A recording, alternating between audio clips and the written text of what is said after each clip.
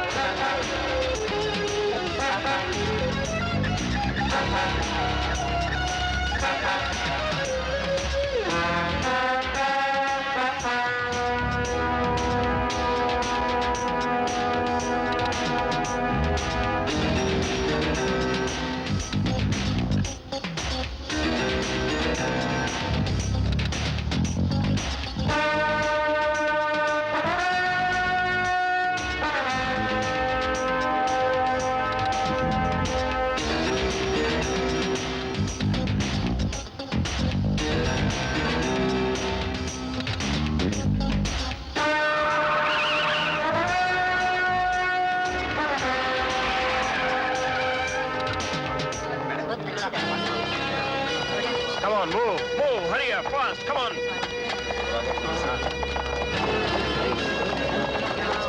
चलिए जरा बाजू रखिए प्लीज।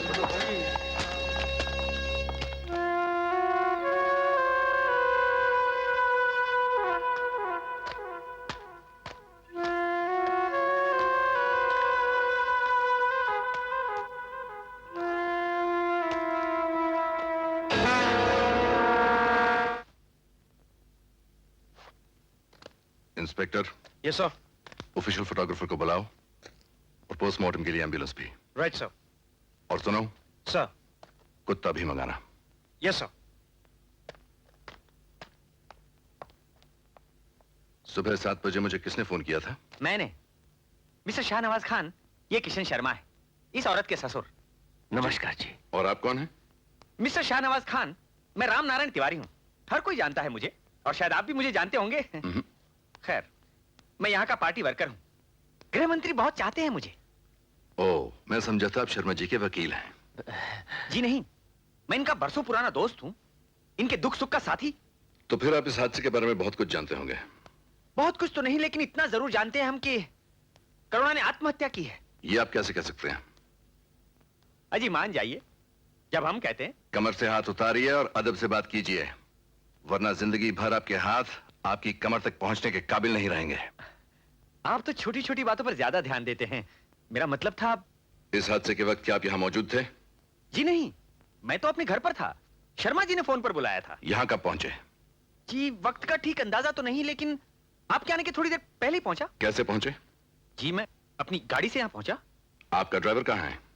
जी मेरा तो कोई ड्राइवर नहीं, मैं तो खुद ही ड्राइव करता हूँ। सर, मैंने आपको नाराज किया तो माफी चाहता हूँ। आप तो खामखाम मुझसे पूछताछ किए जा रहे हैं। आप शर्मा जी के चालाक दोस्त लगते हैं। हाँ तो शर्मा जी, अंदर चलें।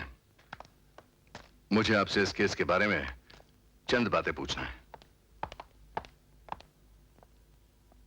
ठीक है, चलिए।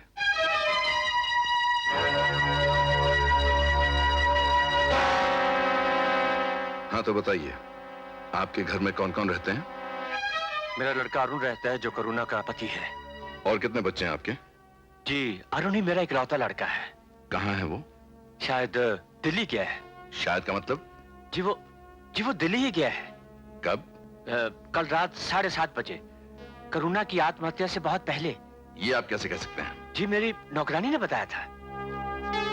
क्या अरुण इस हादसे के बारे में जानता है? जी मैंने उसे दिल्ली फोन करके बोल दिया था। कब? शायद मेरा मतलब है कल रात 11 बजे। बस 4 घंटे का रास्ता है, कभी भी पहुंचने वाला होगा। इस घर में और कौन रहते हैं? जी हमारी नौकरानी लक्ष्मी रहती है। और? बस और कोई नहीं। आप कहाँ थे जब करुणा ने आत्महत्या की थी? जी मैं अपने दफ्तर पर था। कल रात 9:45 बजे जब मैं अपने घर में दाखिल हुआ,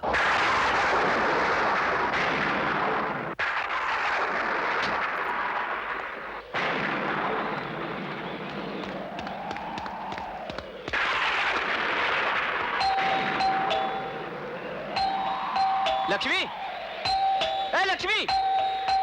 ओहो, क्या हो गया तुम लोगों को? चोर घर साफ करके चले भी जाए तब भी तुम लोगों को पता नहीं चलेगा। करुणा, करुणा, करुणा, करुणा! कहाँ मर गई सब? करुणा,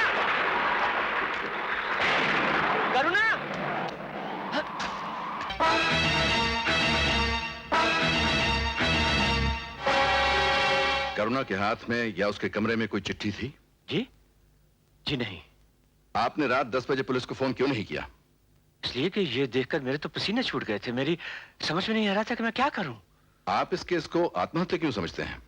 इसलिए कि मेरा मतलब है कि शायद करुणा चहलकदमी के लिए छत पर गई हो और शायद उसका पैर फिसल गया हो और इस तरह इत्तेफाकन वो मौत का शिकार हो गई हो। हाँ, ऐसा ही हुआ होगा। आप बिल्कुल सही फरमा रहे हैं सर। या किसी ने उसे धक्का दिया हो, ऐसा भी हो सकता है। नहीं सर, नहीं, ऐसा नहीं हो सकता। क्यों नहीं हो सकता? इसलिए कि घर में मेरी नौकरानी के अलावा और कोई नहीं था। और सर जब मैं घर में दाखिल हुआ तो घर के सारे दरवाजे अंदर से बंद थे। हाँ। ठीक है, नौकरानी को बुलाओ। जी? नौकरानी का बयान भी रिकॉर्ड करो। Yes sir. सर, ये लक्ष्मी है। अब आप बाहर जाइए।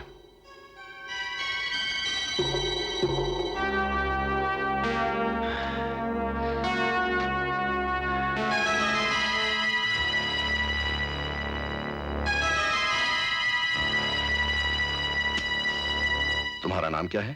क्या कहा? नाम क्या है? शाम तो हम घर पर ही थी सरकार। सर लगता है बहरी है। नाम क्या है तुम्हारा? अरे सर चिल्लाते क्यों हो? क्या हम बहरी हैं? हम बहरी नहीं है, समझे? हमारा नाम लक्ष्मी देवी है सरकार।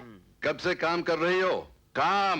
नाम तो हमारे बाप ने ही रखा है। कोई बच्चा खुद ही थोड़े ना अपना नाम रख लेता है। अरे लक्ष्मी, काम कब से कर रही हो यहाँ? अरे तो कान काहे फाड़े दे रहे हो?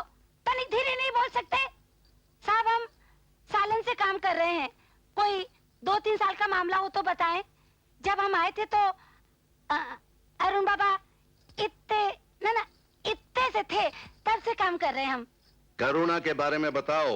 करुणा बहू तो देवी थी, बिल्कुल सीता जैसी। सबे चाहती थी और सब उन्हें चाहते थे। हम पर तो उनकी बहुत कृपा थी। मालकिन थी साहब, पर बिल्कुल घर जैसा व्यवहार।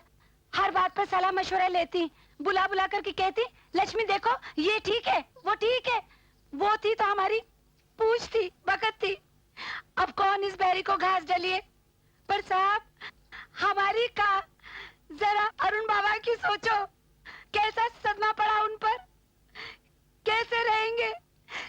हीरा जैसी देवी को भगवान ने छीन लिया हमसे। इंस्पेक्टर, इसे वापस भेज दो। तरह से काट लेंगे। चलो चलो जाओ। ओह गॉड।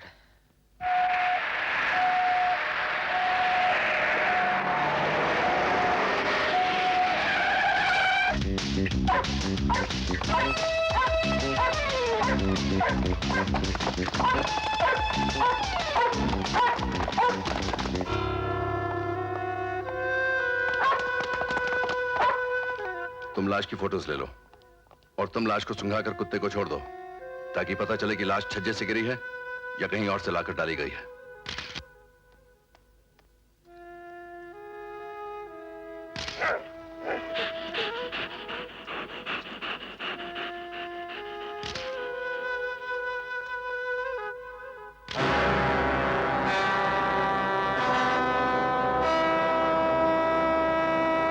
कुत्ते को छोड़ दो।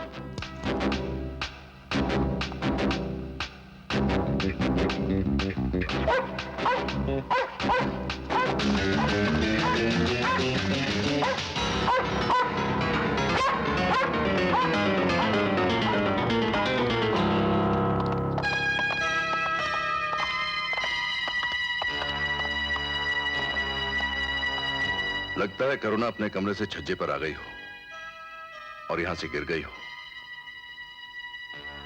या गिरा दी गई हो। चलो।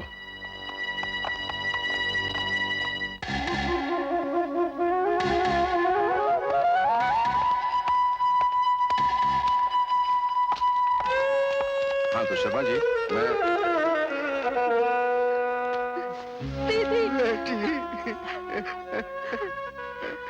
मुझे जिस बात का डर था वही हुआ। तुम मेरे पास चली आती।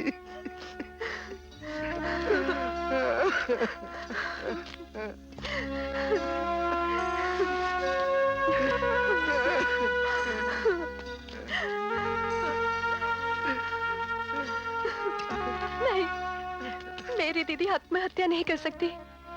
ये जुल्म है, अन्याय है। पिताजी, कहिए इनसे, वो लोग हैं हत्यारे मेरी दीदी के। आप लोग कौन हैं? मैं करुणा का बदनसीब बाप हूं। ये मेरी छोटी लड़की है उषा, और वो श्याम सुंदर है, मेरा शागिर्द और हमदर्द। सर, सुना है ये लोग लाखनपुर से 5 किलोमीटर दूर रहते हैं। आपको इस वारदात के बारे में कुछ कहना है? इंस्पेक्टर साहब, अगर आप वादा करते हैं कि इंसाफ करेंगे तो बहुत कुछ कहूंगा, वरना जहां कई जुल्म बर्दाश्त किए मैंने, यह अन्याय भी सह लूंगा। मैं आपके दुख में बराबर का शरीक हूं। अगर आपको किसी पर शक है या कोई सबूत है तो मुझे बताइए, मैं आपकी पूरी मदद करूंगा। कल मैं दोबारा यहां लौटूंगा। इंस्पेक्टर साहब, इन शब्दों पर से विश्वास उठ गया मेरा। बस एक एहसान कीजिए, मेरी बच्ची की लाश मुझे दे दीजिए। इस भली मानस का अंतिम संस्कार कर लूं तो इसकी आत्मा को शांति मिलेगी। लाश तो हम पोस्टमार्टम के लिए ले जा रहे हैं, लेकिन पोस्टमार्टम के बाद लाश मैं आपके हवाले करूंगा। यकीन रखिए, मैं अपनी ड्यूटी खुदा को हाजिर नाजिर जानकर निभाऊंगा। इंस्पेक्टर, करुणा के कमरे को ताला लगाकर सील कर दो और लाश को एम्बुलेंस में रखकर अस्पताल चलो। और शर्मा जी, आप अरुण को किसी भी हालत में यहां बुलाइए, फौरन। लाश मोर्चरी में रखी हुई है, आप किसी वक्त भी ले जा सकते हैं। और पोस्टमार्टम रिपोर्ट? ये रही रिपोर्ट। डॉक्टर, इस रिपोर्ट के मुताबिक ये आत्महत्या थी या हत्या? ये मैं कैसे बता सकती हूँ? हम तो सिर्फ मौत का कारण ही बता सकते हैं। क्या कारण था मौत का? रीढ़ की हड्डी टूट गई थी। टूट गई थी या तोड़ी गई थी? मैंने कहा टूट गई थी। अगर तोड़ी जाती तो पीठ पर चोट आई होती, मगर ऐसा नहीं था।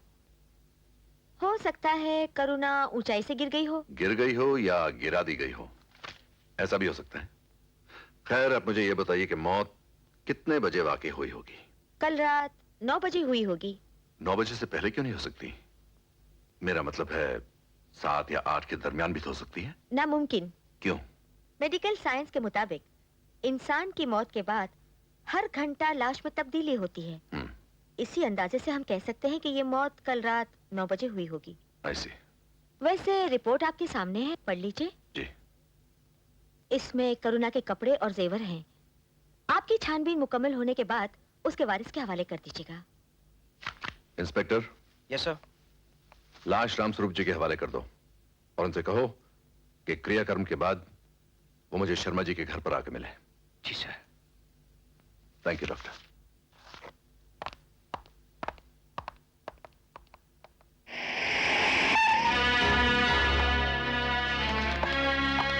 नमस्ते। आइए।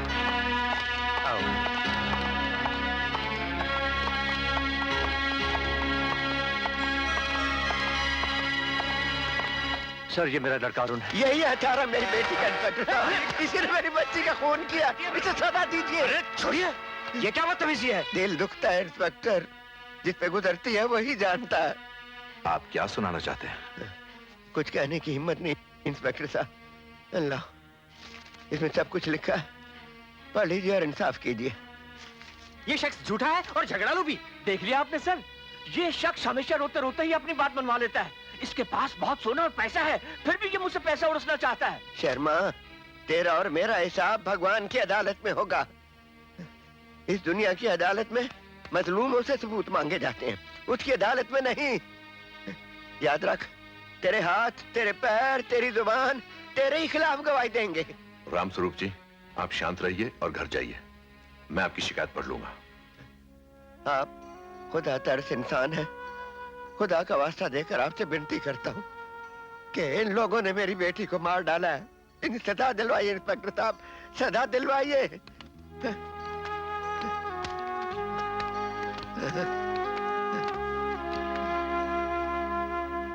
अरुण, तुम मेरे साथ चलो, मुझे तुमसे अकेले में बात करना है।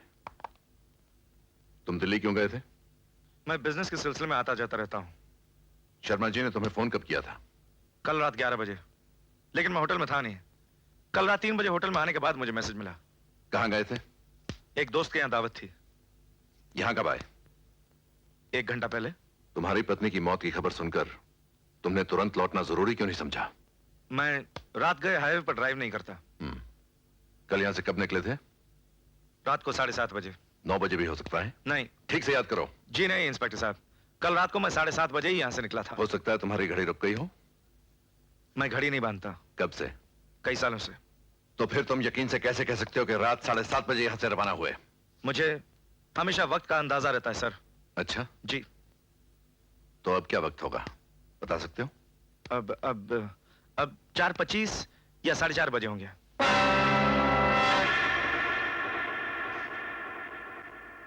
तुम्हारी पत्नी के साथ तुम्हारे ताल्लुकात कैसे थे? बहुत अच्छे, जैसे औरों के होते हैं। क्या आपस में किसी बात पर लड़ाई झगड़ा होता था?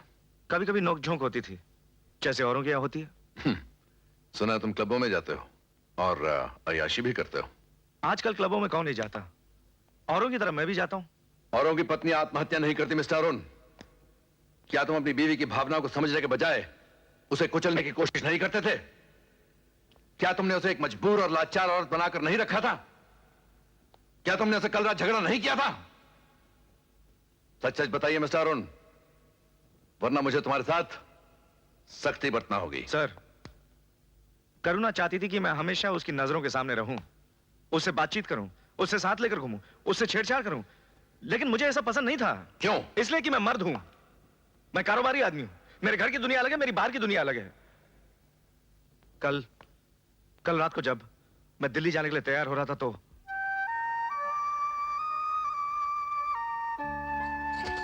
कहाँ जा रहे हो? दिल्ली जा रहा हूं। पिताजी ने कहा है बहुत जरूरी काम है। मैं भी तुम्हारे साथ चलूंगी। मैं कोई पिकनिक पर नहीं जा रहा हूं। तो क्या हुआ, काम का काम और पिकनिक की पिकनिक हो जाएगी। करुणा, तुम आव देखती हो न ताव, अल्लड़ लड़कियों की तरह हरकत करती हो। मैं लड़की ही तो हूँ। जब तुम मुझे लड़के की माँ बना दोगे तो मैं सुगर औरत बन जाऊंगी। करुणा प्लीज। आज की रात रुक जाओ ना, इतना भी नहीं समझते क्या? सच्ची, कल मैं तुम्हें नहीं रोकूंगी, कल चले जाना। करुणा, मैं कल शाम तक लौट आऊंगा, आई प्रॉमिस। कल की शाम किसने देखी मेरे राम? सर, मुझे क्या पता था कि वो मुझसे इतनी नाराज हो जाएगी। उसके तो वो शब्द कि कल की शाम किसने देखी है, मुझसे भुला ही नहीं भूलते। तुम्हारी शादी हुए कितने साल हुए? ये 3रा साल चल रहा है। बच्चों का जिक्र क्या वो पहले भी करती थी? कई बार करती थी, और पिछले साल तो नींद की गोलियां खाकर उसने खुदकुशी करने की कोशिश भी की थी। इसका सबूत है तुम्हारे पास? जी हाँ, डॉक्टर टंडन के क्लिनिक में उसका इलाज कराया था और डॉक्टर साहब के पास उसकी रिपोर्ट होगी। तुमने पुलिस में रिपोर्ट क्यों नहीं की थी?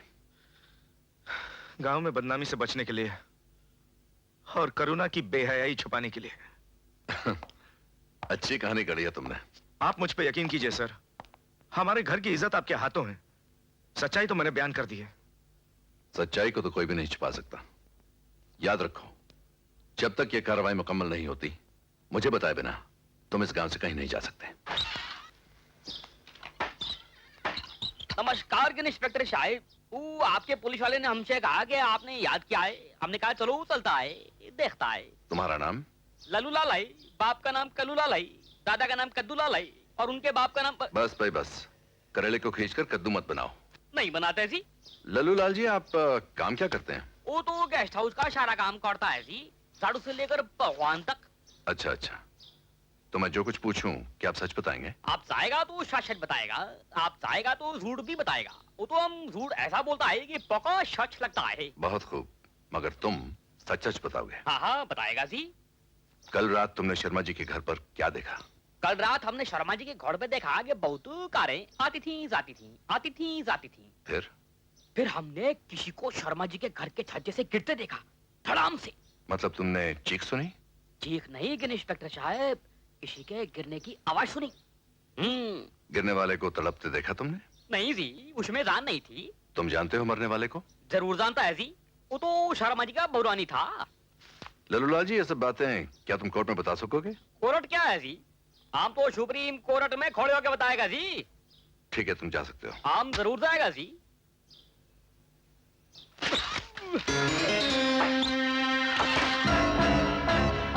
पुलिस में रहकर मुखबिरी करते हो? नहीं सर, बिल्कुल नहीं। मैं तो सजा से पहले मैं हर किसी को संभलने का मौका देता हूं, इसलिए आज से इंक्वायरी में तुम मेरे साथ नहीं हो।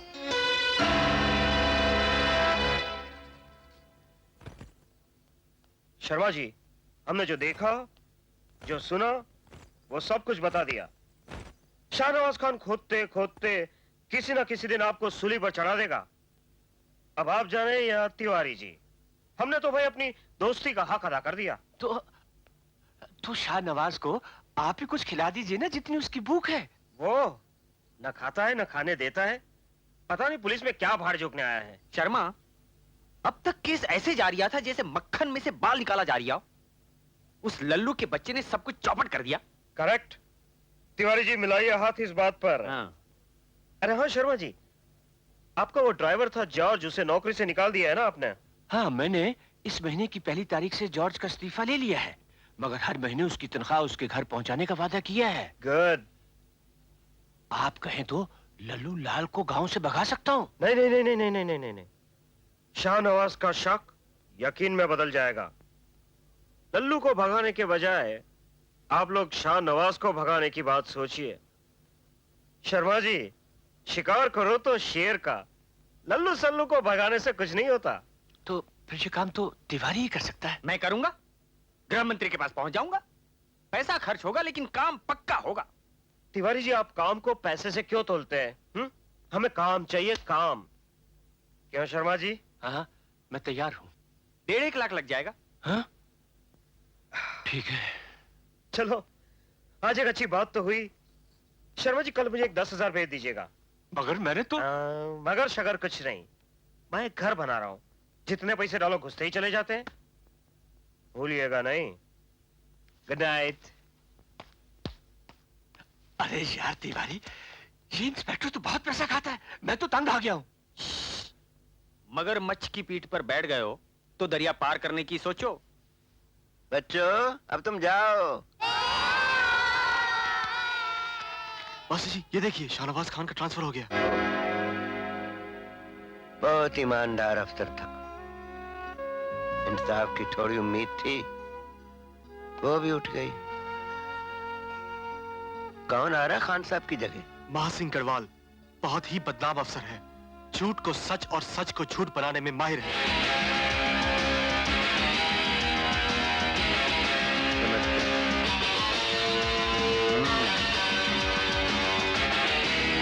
कौन है इस गेस्ट हाउस का केयरटेकर? वो तो जी आम है जी, हमारा नाम लालू लाल है।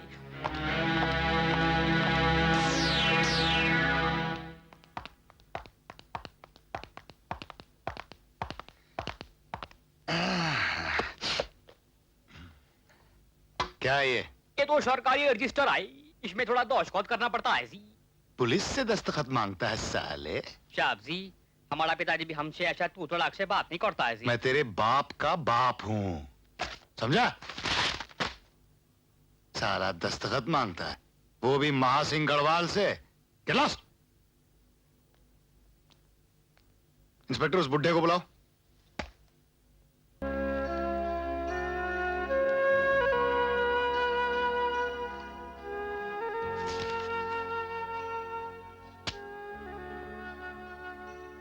मेरी बेटी को मार डाला गया है। क्या सबूत है तुम्हारे पास? जनाब, मेरी बेटी की शादी से मौत तक सारे वाकयात मैंने इस पिटीशन में लिख दिए। मेरी विनती, आप गौर से पढ़ लें तो शायद आप भी जान जाएंगे कि वो आत्महत्या नहीं थी। मुझे ड्यूटी समझा रहे हो? माफी चाहता हूँ, मैं तो केवल इंसाफ की भीख मांगता हूँ। हाँ, किसने मारा तुम्हारी बेटी को?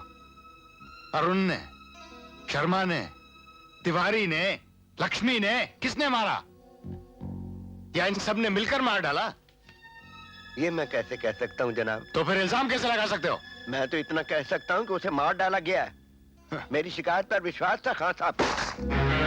शाहनवाज खान का नाम मत लो मेरे सामने। मैं इस इलाके का सीनियर इंस्पेक्टर हूं। जिसे देखो शक और शिकायत के भंडार लेकर आता है, गवाह और सबूत नहीं। छोटी सी बात नहीं समझ सकते क्या? ताला खोलना हो तो चाबी चाहिए, चाबी। सर, सर मैं कहूंगी कि मेरी बहन को किसने मार डाला है। कौन हो तुम? ये मेरी बेटी उषा है।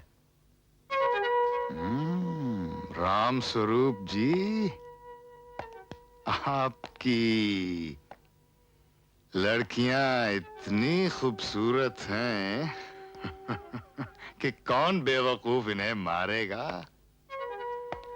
लोग तो खुद इन पे मर जाएंगे। उषा तू घर जा, शाम से घर ले जा। मैं अकेला इंस्पेक्टर साहब से बात कर लूंगा। जाओ घर। इंस्पेक्टर साहब, हम लोग गरीब सही मगर शरीफ भी हैं। कौन कहता है तुम गरीब हो? जवान और खूबसूरत लड़की का बाप तो धनवान होता है। अगर आप जख्मों पर मरहम नहीं लगा सकते तो नमक मत लगाइए इंस्पेक्टर साहब। भगवान न करें कहीं आपकी बेटी पर किसी दरिंदे की नजर न पड़ जाए। मेरी कोई बेटी नहीं है। बहन तो होगी। वो भी नहीं है। पत्नी तो होगी। वो मैके जा बैठी है। तुम जैसे जानवरों से इंसाफ मांगने के बजाय आत्महत्या करना बेहतर है। बिकाऊ हो तुम लोग। ईमान, धर्म, सभ्यता सब बेचते हो। कथाई हो तुम लोग। काटो, मजलूमों के गले काटो, जी भर के काटो। भगवान के अवतार को धरती पर उतरते देर नहीं लगती।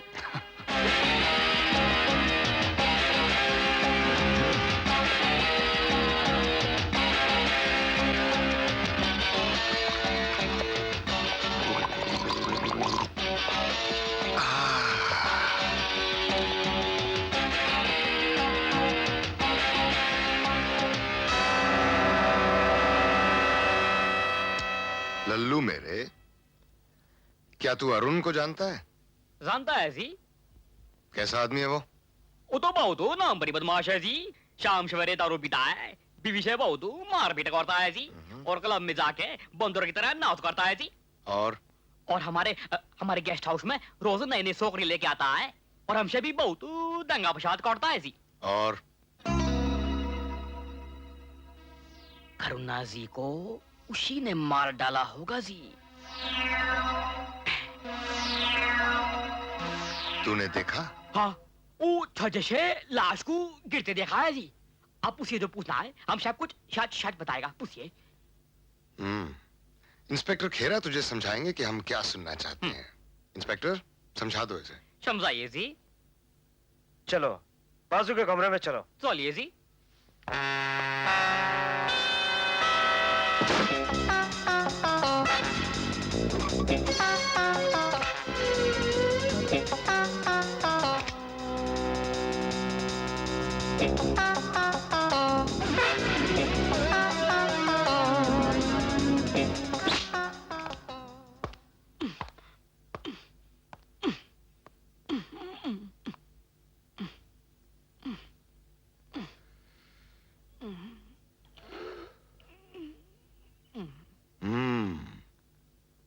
समझ में आई बात?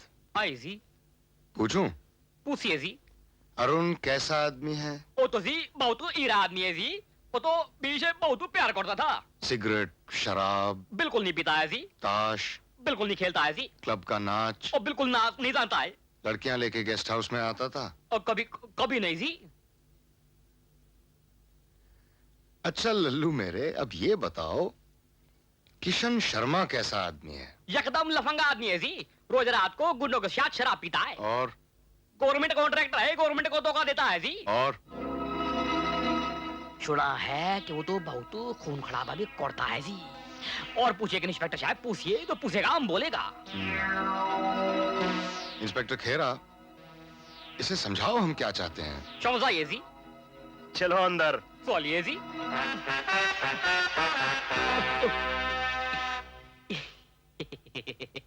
वो तो हम समझ गया जी। क्या समझा? वो शर्मा जी तो भगवान का रूप है जी। और वो तो बहुत ही ज्ञानी और दयालु आदमी है जी। और आप बताइए जी। गौर से सुन। 9 अक्टूबर की रात को तू गेस्ट हाउस में नहीं था। गेस्ट हाउस में क्या जी, हम तो इस गांव में नहीं था जी। याद रहेगा ना? पक्का याद रहेगा जी, पक्का याद रहेगा। हम जब झूठ बोलता है तो पक्का शट नजर आता है। गुड। शर्मा जी, बस अब आप टांगे पसार के सो जाइए। फाइल मैंने क्लोज कर दी है। बहुत बहुत धन्यवाद सर। और ये रहा मेरी तरफ से छोटा सा तोहफा। मुझे 10,000 और चाहिए। घर तो बस पैसा खाता ही चला जाता है। अरे भाई, तुम चारा ज्यादा खाते हो मगर दूध बहुत कम देते हो।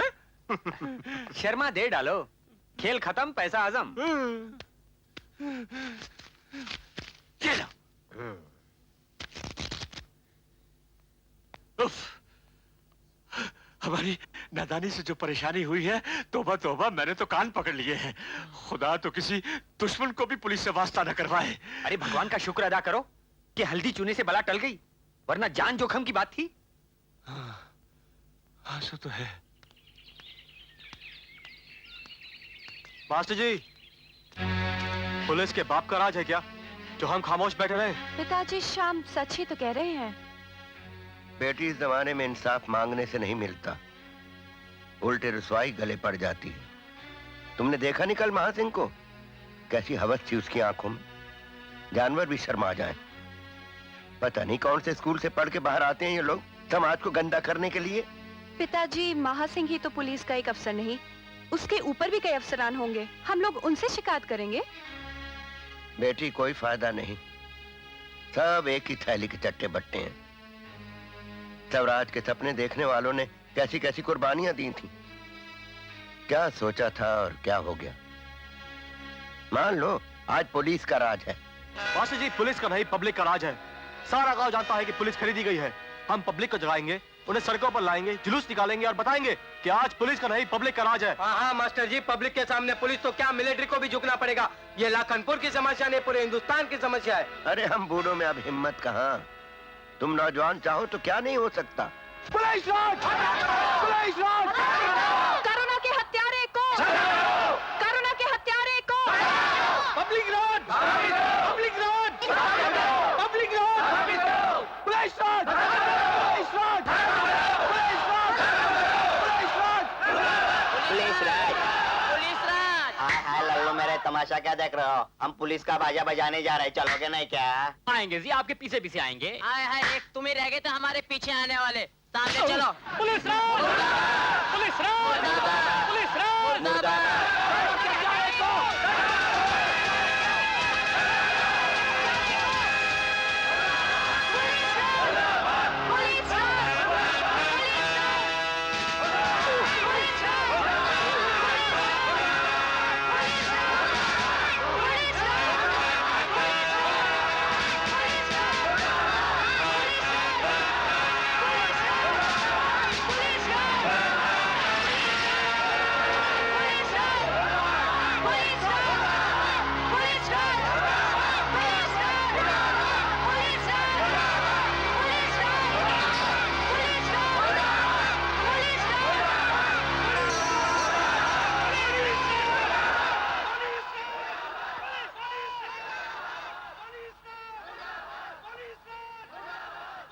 नमस्ते इंस्पेक्टर, क्या कान भर रहे हो मंत्री जी के?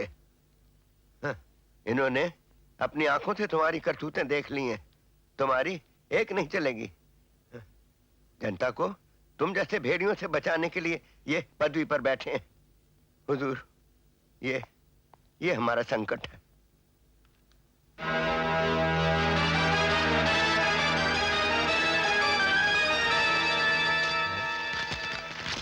हुजूर, आपने पढ़ा नहीं? मेहनत करके उत्पादन बढ़ाने के बजाय तुम लोग बेवजह जुलूस निकालकर महंगाई बढ़ाते हो। ये कागज का टुकड़ा देने के लिए इतनी पब्लिक इकट्ठा करके लाने की क्या जरूरत थी? हुजूर, ये कागज का टुकड़ा नहीं, हमारी आत्मा की आवाज है, हमारी अपील है। आपने इसे पढ़ना भी गवारा नहीं समझा। देखो, मेरे पास वक्त कम है, कहो तुम्हारी मांगे क्या है? हुजूर, लल्लू लाल को बुरी तरह मारा पीटा गया, क्या इसलिए कि उसने सच कहा था? सर, ये शख्स अक्ल की दुकान खोले बैठा था, अब ये लीडरी की दुकान खोलना चाहता है। हुकूमत के खिलाफ पब्लिक के कान भरता फिरता है। इसकी वजह से गांव के अमन और एकता को खतरा हो गया है। सर आप इजाजत दें तो नेशनल सिक्योरिटी एक्ट लगा दूं? हुजूर ये झूठा है, इसलिए तो आप शांत रहिए, मैं पूछताछ करूंगा। हुजूर मेरी बेटी की हत्या हुई, सारा गांव जानता, मगर हत्यारे बेबाक घूम रहे हैं, ऐश कर रहे हैं। मैं पूछता हूँ, पुलिस जालिम की रक्षा करती है या मजलूम की? इंक्वायरी रिपोर्ट के मुताबिक वो आत्महत्या थी। नहीं थी हुजूर। मैं साबित कर दिखाऊंगा अगर आप इस केस की छानबीन शाहनवाज खां के हवाले करें। हुजूर इस महापापी को इस गांव से हटाइए। वाह, तो कल आप ये भी कह सकते हैं कि मुझे इस पदवी से हटाकर किसी लल्लू पंजू को गृह मंत्री बनाओ। देखो, तुम्हारी मांग गलत है। सरकारी नौकरी में तबादले होते रहते हैं। सरकारी अफसरों पर शक नहीं करना चाहिए। हुजूर हम तो बड़ी उम्मीद लेकर आए थे आपके पास, मगर राम स्वरूप जी, सबको एक न एक दिन मरना है, कोई आगे कोई पीछे। मैं आपके गम में बराबर का शरीक हूं। आप अपने दिमाग से ये वहम निकाल दीजिए कि आपकी लड़की को मारा गया। और सुनो, अपने मतलब के लिए पब्लिक को मत भड़काओ, समझे?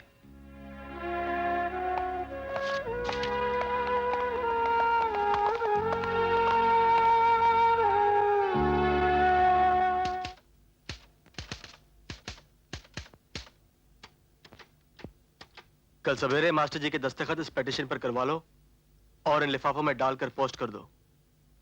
मुख्य न्यायमूर्ति सुप्रीम कोर्ट नई दिल्ली, राष्ट्रपति नई दिल्ली, प्रधानमंत्री नई दिल्ली। यही एक आखिरी रास्ता है। अगर यहाँ भी इंसाफ ना मिला तो मैं जंगल के कानून को सलाम करूंगा। खून का बदला खून। नहीं, तुम ऐसा कभी ना करना।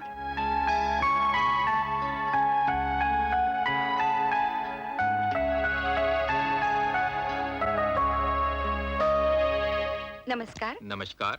रामस्वरूप ने एक पिटीशन 6 दिसंबर को राष्ट्रपति, प्रधानमंत्री और मुख्य न्यायमूर्ति के नाम रवाना किया था, जिसमें इन्होंने ये दावा किया है कि इनकी लड़की की मौत 9 अक्टूबर की रात को राजदाना माहौल में हुई। इन्होंने राज्य पुलिस और राज्य सरकार पर ये इल्जाम लगाया है कि मुजरिम को तलाश करके सजा दिलवाने के बजाय मुजरिम को पर्दापोश किया गया है। इन्होंने मुल्क के जमहूरी निजाम को ललकारा है। इसलिए मुख्य न्यायालय ने इनके पिटीशन को रिट पिटीशन में बदलते हुए ये हुक्म जारी किया है कि केंद्र सरकार से सीबीआई ऑफिसर भेजा जाए और कोरोना केस की दोबारा छानबीन की जाए। सुप्रीम कोर्ट के हुक्म के मुताबिक सीबीआई डायरेक्टोरेट ने सीबीआई ऑफिसर श्री जगमोहन आजाद को इस केस की छानबीन के लिए नामजद किया है। श्री जगमोहन आजाद बहुत जल्द दिल्ली से रवाना हो रहे हैं।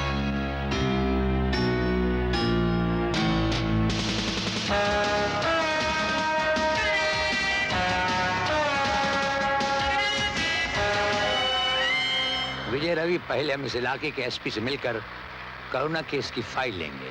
जी सर। और उसे स्टडी करेंगे। कार्रवाई शुरू होने तक महासिंह गढ़वाल को पता न चले कि हम सीबीआई डायरेक्टरेट से आए हैं।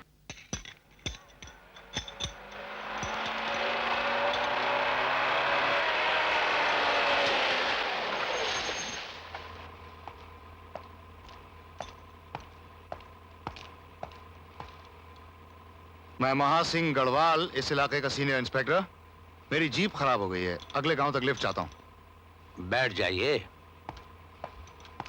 मैं अगले गांव से मैकेनिक भेज देता हूँ, तुम चले आना। जी साहब।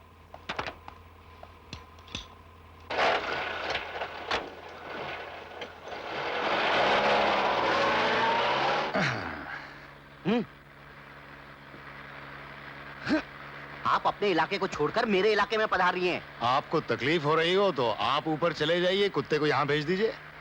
आप हो या कुत्ता, मेरे लिए कोई फर्क नहीं पड़ता। लेकिन हमारे कुत्ते को फर्क पड़ता है, वो इंसान के बाजू में बैठने का आदी है। खूब कहा आपने, आप तो मेरे भाई लगते हैं। आप तो बड़े जिंदा दिल लगते हैं। आपकी पब्लिक आपसे बहुत खुश होगी। हाँ, ये तो हम नहीं जानते, लेकिन हम पब्लिक से बहुत खुश हैं। एक राज की बात बताऊं, पब्लिक बड़ी डरपोक होती है। डराने वाला चाहिए, मुझ जैसा। आपके इलाके में जुर्म ज्यादा होते हैं या कम? आप ये पूछिए कि माल ज्यादा मिलता है या कम। कितना कमाया होगा आपने? देखिए मिस्टर, नाम क्या आपका? जगमोहन। हाँ, तो जगमोहन झांसी वाले। कहीं झांसा तो नहीं दे रहे हो? हाँ साहब, माल तो हमने बहुत कमाया और बहुत उड़ाया, क्योंकि सच बात तो ये है कि रुपया हमारे पास रहता ही नहीं। क्यों? जनाब, हमारी आदतें भी तो हरामी हैं।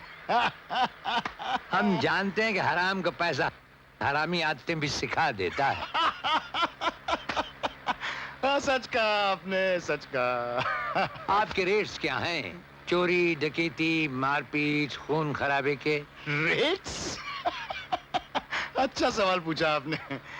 मैं बताऊं आपको, पब्लिक की जेब देखकर माल निकाल लेते हैं। वैसे माल मर्डर केस में ज्यादा मिलता है। कितना मिलता होगा? छोटा आदमी मर्डर करता है तो 25-30 हजार तो हम निकाल लेते हैं, और अगर चिकना आसामी फंस गया तो 1.5-1 लाख तो हम बना ही लेते हैं। महासिंह जी। हाँ? वो जो आपके पीछे बैठे हैं सीबीआई ऑफिसर हैं। ये मजाक कर रहा है। हाँ, मैं जानता हूँ। लोग समझते हैं सीबीआई ऑफिसर के पंख होते हैं, सींग होते हैं।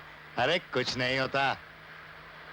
कभी कभी आते हैं मेरे इलाके में, आने से पहले खत आता है, क्योंकि मुझे ही उनके रहने खाने, शराब, कबाब और माल का इंतजाम करना पड़ता है।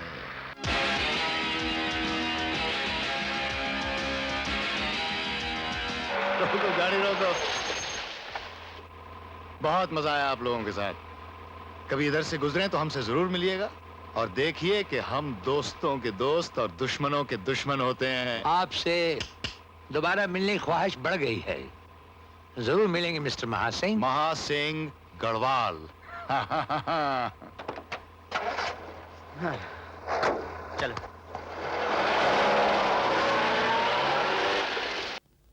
ये पैकेट, इसमें करुणा के कपड़े हैं और ये फोटोग्राफ।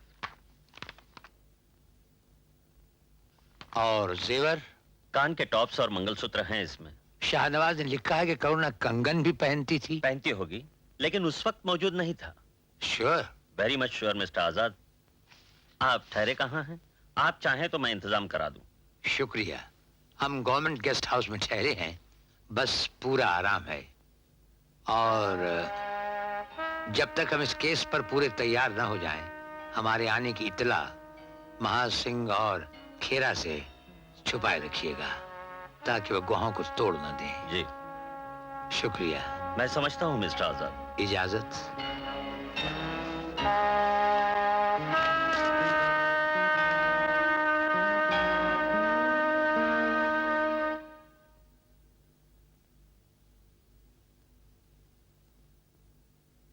तुम लोगों ने भी फाइल पढ़ी है।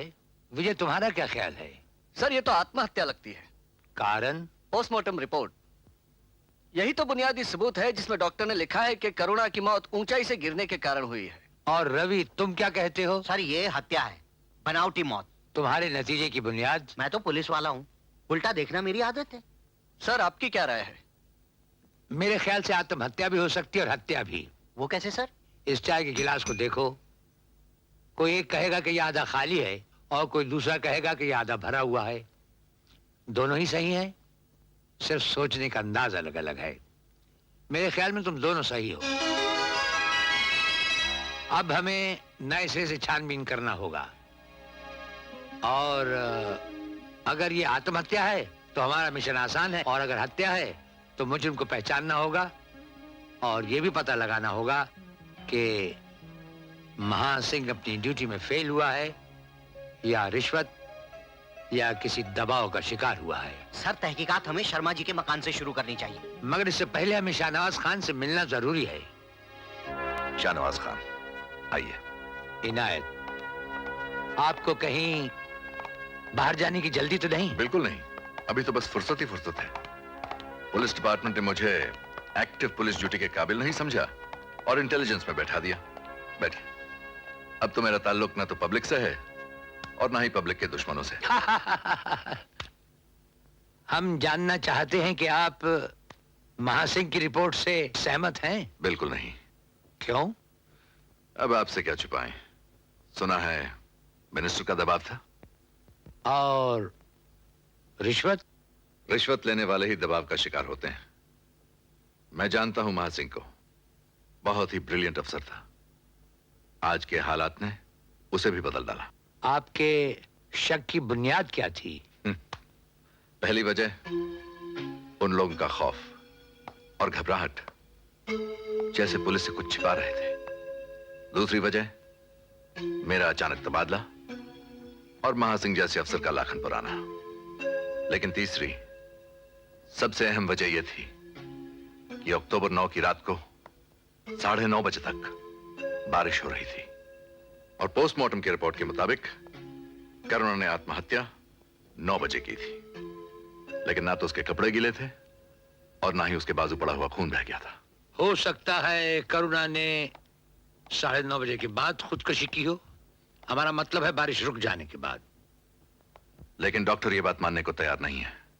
मुझे लगता है पोस्टमार्टम की रिपोर्ट अरुण के बचाव के लिए लिखवाई गई है। जहां डॉक्टर ने अरुण को बचाने की कोशिश की है, वहां वो भूल गई है कि शर्मा इस इल्जाम का शिकार हो सकता है। मगर शर्मा तो बरसात रुकने के बाद मकान पहुंचा था। वो शर्मा की स्टेटमेंट थी, सच्चाई नहीं थी। अगर ऐसा होता तो पुलिस डॉग शर्मा और तिवारी को फौरन पहचान लेता।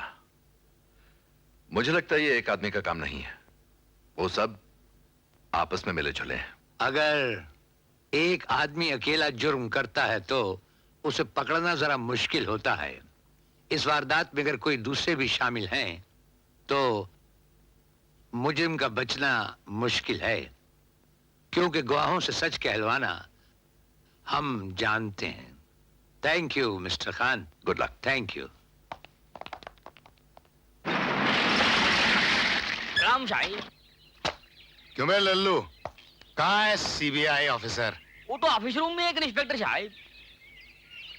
सीबीआई ऑफिसर महासिंह के इलाके में महासिंह को बताए बिना महासिंह की इंक्वायरी रिपोर्ट पर इंक्वायरी करने आया है।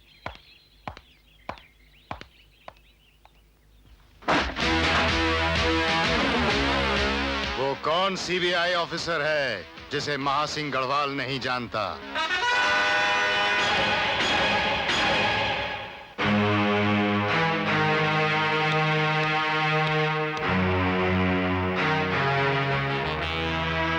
तो सर आपने हमें झांसा दे ही दिया।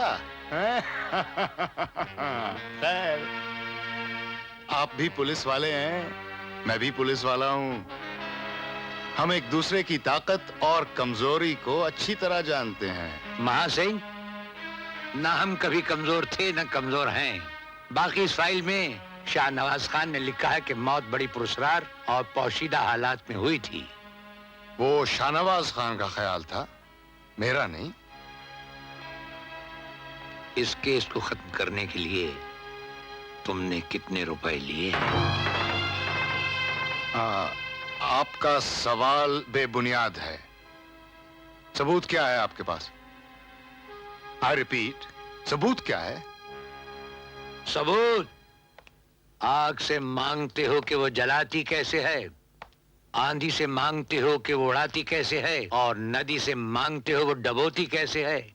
मिस्टर ऑफिसर, इस यूनिफॉर्म पर आग, आंधी, पानी का असर नहीं होता। इसे पहनकर तो आदमी शेर बन जाता है। महासिंह, शेर की खाल पहनकर आज तक कोई आदमी शेर नहीं बन सका, और बहुत ही जल्द हम तुम्हारी ये शेर की खाल उतरवा लेंगे।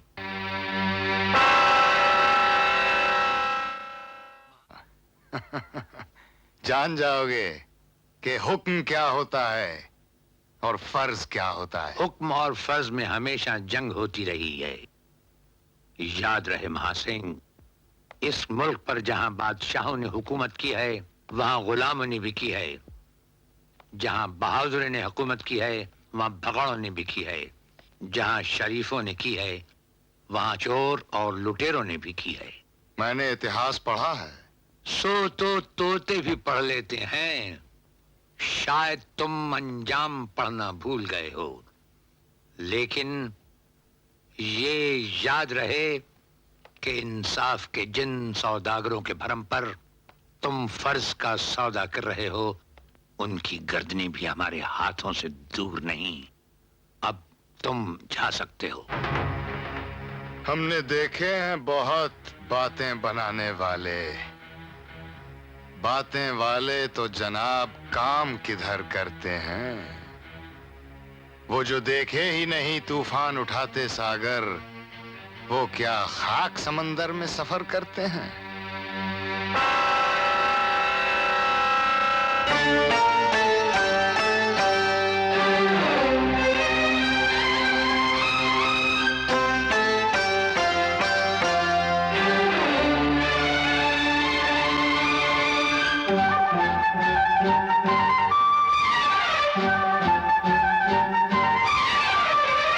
मैं जिस दिन भुला दूं तेरा प्यार दिल से, वो दिन आखिरी हो मेरी जिंदगी का। मैं जिस दिन भुला दूं तेरा प्यार दिल से, वो दिन आखिरी हो मेरी जिंदगी का। ये आंखें उसी रात हो जाए अंधी, ये आंखें उसी रात हो जाए अंधी, जो तेरे सिवा देखे सपना किसी का। मैं जिस दिन भुला दूं तेरा प्यार दिल से, वो दिन आखिरी हो मेरी जिंदगी का।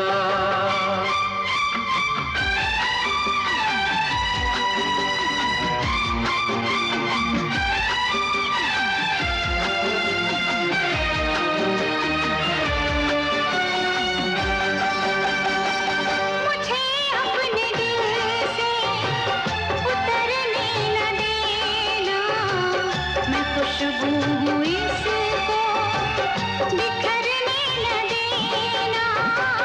मुझे अपने दिल से उतरने न देना, मैं खुशबू हूँ इसको बिखरने न देना। हमेशा रहूं मैं तेरे बाजुओं में, न टूटे ये बंधन कभी दोस्ती का। ये आंखें उसी रात हो जाए अंधी, ये आंखें उसी रात हो जाए अंधी, जो तेरे सिवा देखे सपना किसी का।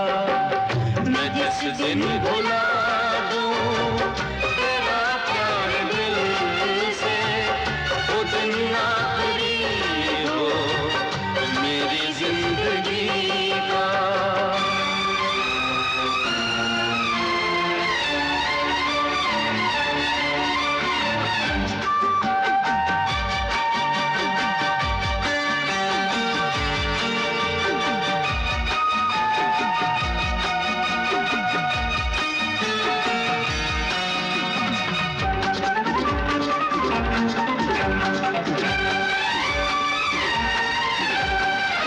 मेरी धड़कनों में मोहब्बत है तेरी, मेरी जिंदगी अब अमानत है तेरी।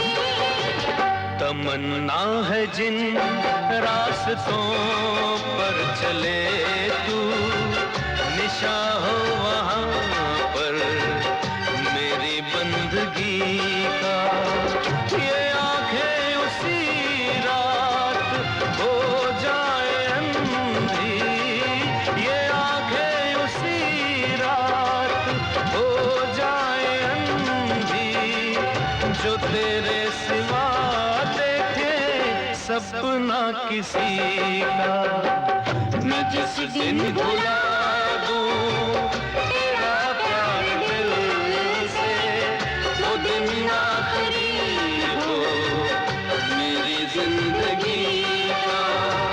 मैं जिस दिन भुला दूं तेरा प्यार दिल से, वो दिन आखिरी हो मेरी जिंदगी का, मेरी जिंदगी का, मेरी जिंदगी का। मुझे घर लौटना है। पिताजी परेशान हो रहे होंगे। भगवान ने मुझे 2 लड़कियां दी। मैंने पढ़ाया लिखाया, शर्म और हया के जेवरों से सजाया, घर गृहस्थी के आदाब सिखाए, लेकिन नौकरी करने नहीं दिया। क्योंकि औरत जब कमाती है तो ढीठ बन जाती और अपने घर गृहस्थी का मतलब भूल जाती। मगर जमाना करवट ले रहा है, मेरे विचार गलत साबित हुए। करुणा के लिए जो भी रिश्ता आता था वो कहता था कि उसे कमाऊ बीवी चाहिए, वरना दहेज इतना मांगते थे कि मुझे अपनी बेबसी पे नफरत होती थी।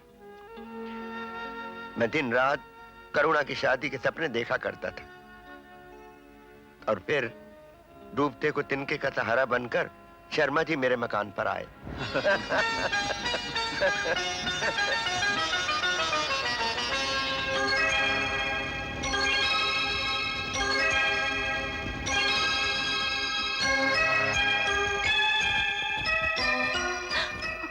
पसंद आया?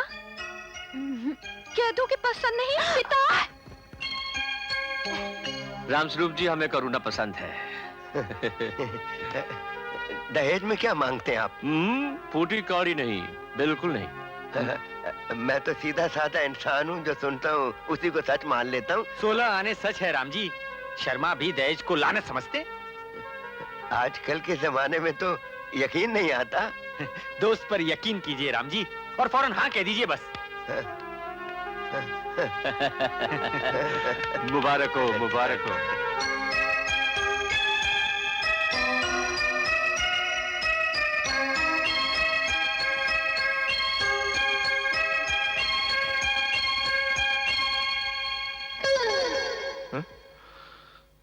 अनु बेटे जरा देखो तो सही, घर पहुंचते पहुंचते बहुत देर हो जाएगी। हाँ पिताजी।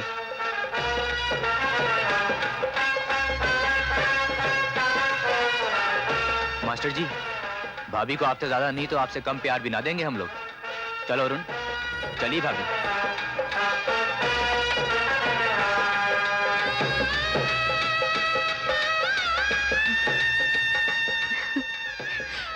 रो मत उषा, मैं आती जाती रहूंगी। पिताजी का ख्याल रखना। हाँ, इन्हें ज्यादा काम मत करने देना। चलो बेटी, देर हो रही है।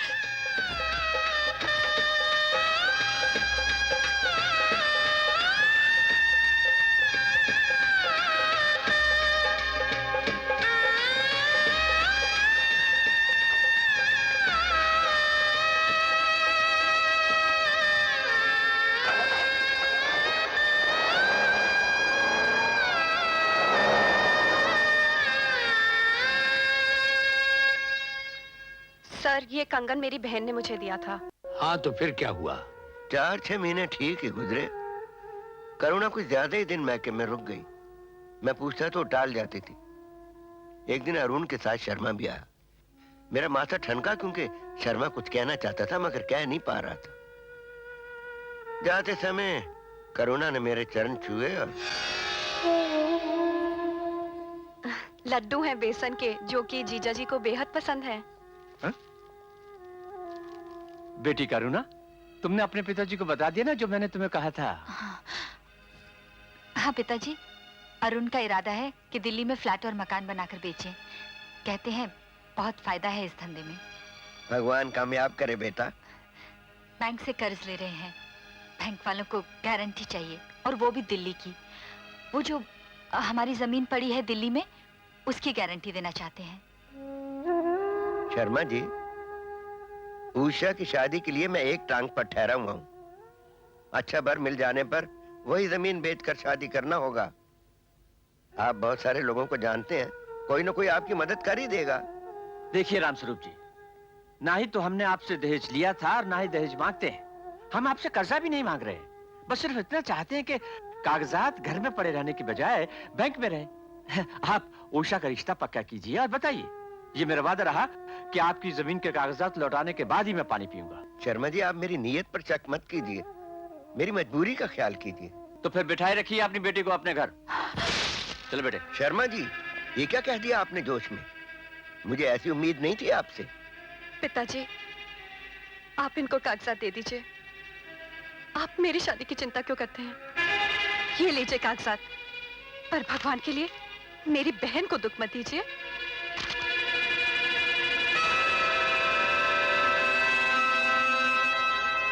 और फिर 2 साल बाद उषा की शादी ठहराई गई तो मैंने शर्मा को कई खत लिखे, कोई जवाब नहीं आया। एक दिन मैं खुद उसके घर चला गया। क्यों आए हो? शर्मा जी, आप तो जानते हैं मुझे पैसों की सख्त जरूरत आन पड़ी है। उषा की शादी इस महीने न हुई तो वो लोग संबंध तोड़ देंगे। संबंध तो मैं भी तोड़ सकता हूँ अगर तुम इस तरह मेरा दिमाग चाटते रहोगे। फिल वक्त मैं तुम्हें जमीन के कागजात लौटा नहीं सकता। इसलिए कि तुमने मेरी जमीन बेच डाली है। किसने कहा तुमसे? मैंने अपनी आंखों से जाकर देखा है। ओह, इसीलिए तुम्हारी आंखें लाल हो रही हैं। खैर, मैं तो बेईमान आदमी नहीं हूं। मैं तुम्हें 15,000 दे सकता हूं, क्योंकि तुम्हारे कागजात के मुताबिक उस जमीन की कीमत 15,000 थी। 15,000 में तो पुरखों ने खरीद रखी थी। उल्लू बना रहे हो क्या मुझे? आज के कलयुग में जमीन की कीमत आसमान को छू रही है। सुना वो जमीन तुमने 15 लाख में बेच डाली है? तो समझ लो कि वो जमीन तुमने दहेज में दे डाली। लड़कियां जानकर इस खुशी में मत रहना कि मुफ्त में शादियां हो जाएगी। वायदा फरामोश, धोखेबाज, भेड़िया कहीं का। पिताजी, पिताजी, आप चले जाइए यहाँ से, चले जाइए यहाँ से। बेवकूफ बुड्ढे, अपनी बेवकूफी पर होने की बजाय अकलमंदों को गाली देता है। पिताजी, मैं भी आपके साथ चलूंगी, मुझे इस नर्क से ले चलिए। करुणा, करुणा, मैं नहीं आऊंगी। निकल जाओ यहाँ से। आइंदा मेरे घर के आसपास नजर आए तो टांगे तोड़ दूंगा। धक्के मार के बाहर निकाल दो इस बुड्ढे को।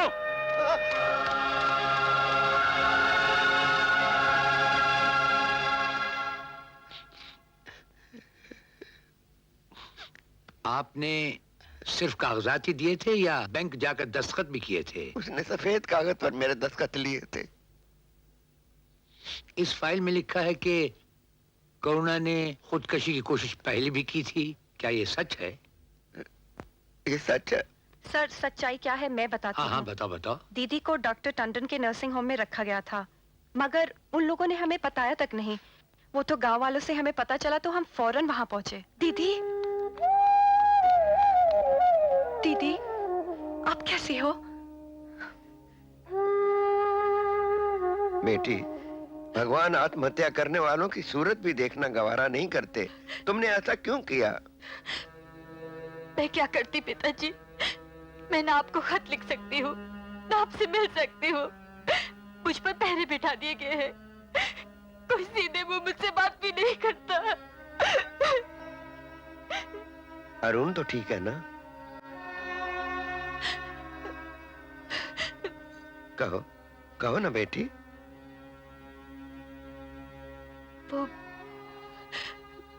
वो शराब पीने लग गए हैं। रात देर गए घर आते हैं और कभी-कभी किसी लड़की को मेरे कमरे में लाते हैं और मेरे सामने। बेटी, मैं ही गुनहगार हूँ, मगर मैं तुझे अपने जीते जी मरते नहीं देख सकता। बेटी, जैसे सुख देर पा नहीं होते, दुख भी हमेशा नहीं रहते। तू वादा कर, वादा कर ऐसा कदम कभी नहीं उठाएगी। वादा कर बेटी। मैं अपने दुख खुद झेलूंगी पिताजी।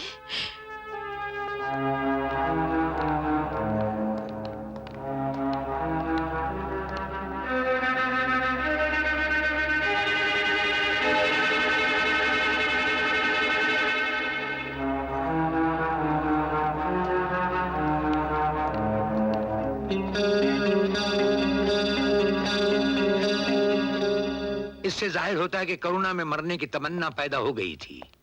बर्दाश्त की ताकत कम हो जाती है तो दरख्त उखड़ जाते हैं पुल टूट जाते हैं, इमारतें गिर जाती हैं।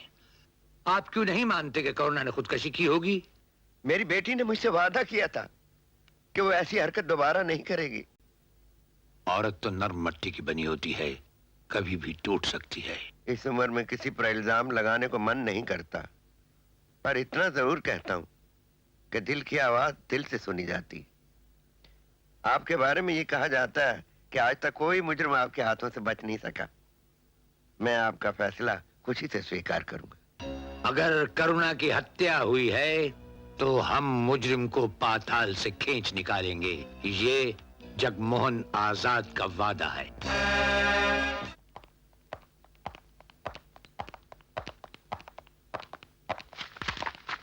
आपने लिखा है करुणा के पैरों पर कुछ चोट नहीं थी। जो मैंने देखा था वही लिखा था। डॉक्टर जब कोई छलांग लगाता है तो पहले पैर ही उसके जमीन पर पड़ते हैं। जरूरी नहीं। तो फिर उसके सर के पिछले हिस्से में चोट आनी चाहिए। ये भी जरूरी नहीं मिस्टर ऑफिसर। आत्महत्या करने वाला जज्बाती दीवानगी का शिकार होता है, वो बेतहाशा अपने आप को गिरा देता है। करुणा की मौत रीढ़ की हड्डी टूटने से हुई है। डॉक्टर साहिबा को तस्वीर दिखाओ।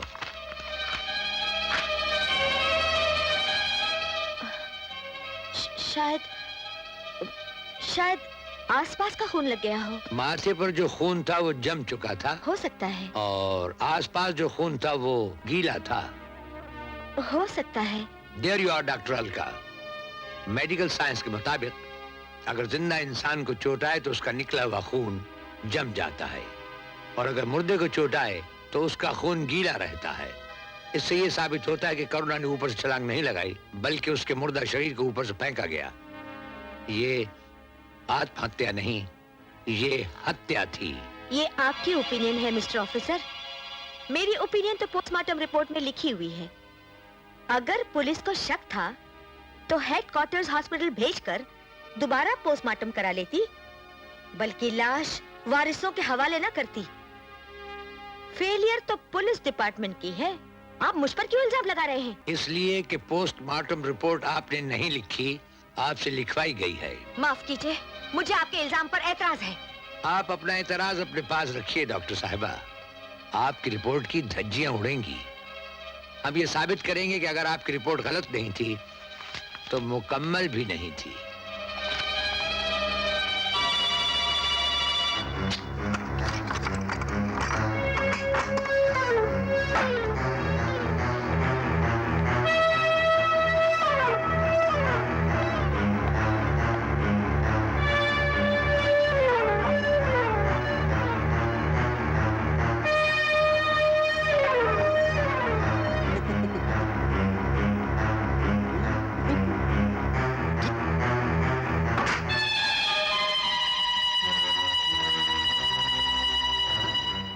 खून?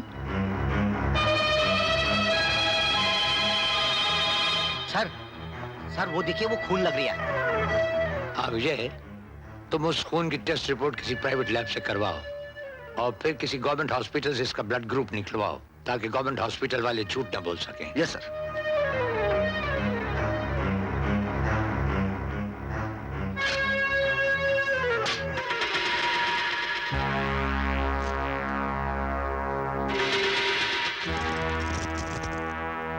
घड़ी तो रुकी हुई है ठीक 8 बजे, 9 अक्टूबर। इसका मतलब है इस कमरे में 9 अक्टूबर की रात को 8 बजे हाथापाई हुई है। Dad hello, uncle hello, Arun hi. Anoop. अरे बेटे अनूप, कश्मीर से कब आए?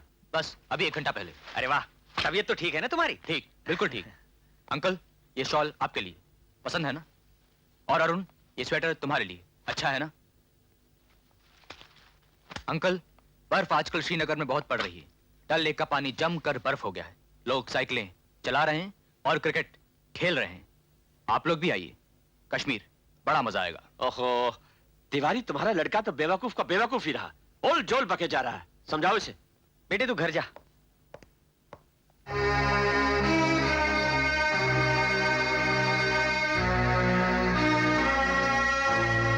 मिस्टर तिवारी, ये कौन है? ये मेरा लड़का अनूप है। नमस्ते। श्रीनगर एयरपोर्ट पे काम करता है।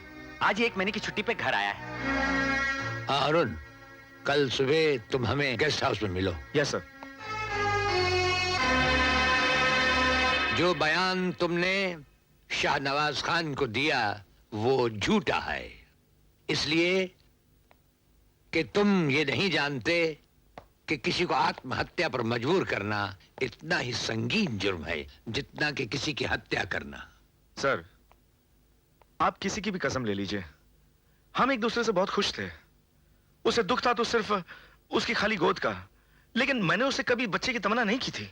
क्या तुमने कभी किसी अच्छे डॉक्टर को उसे दिखाया? नहीं। क्यों? इसलिए कि डॉक्टर टंडन ने यह कहा था कि वो कभी मां नहीं बन सकती। तुमने डॉक्टर टंडन को खरीदा था, और वो भी राम स्वरूप के रुपए से जो तुमने गबन किए थे। याद करो वो रात, 9 अक्टूबर की रात, जब तुमने करुणा से झगड़ा किया, उसे मारा पीटा, उसे खत्म करने की धमकी दी, और वो बेचारी बेतहाशा इधर से उधर भागती रही, और फिर तुमने उसे एक ऊंचाई से धकेल दिया। सर, उसकी मौत 9 बजे वाकई हुई थी और मैं 7:30 बजे दिल्ली के लिए रवाना हो गया था। नहीं, तुम 8 बजे उसके मरने के बाद घर से भागे थे। सर, प्लीज मेरा यकीन कीजिए, प्लीज। तुम घड़ी तो बांधते नहीं, तुम्हारे कहे वक्त पर कैसे यकीन कर आजमा कर सकते? देख लीजिए सर, वक्त के बारे में अपने दोस्तों से कई शर्तें जीती हैं। तो फौरन बताओ अभी क्या वक्त है? इस वक्त 3 बजने में 5 मिनट बाकी होंगे।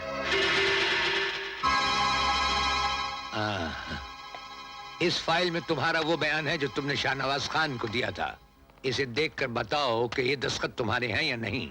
हम अभी लौटते हैं। जी।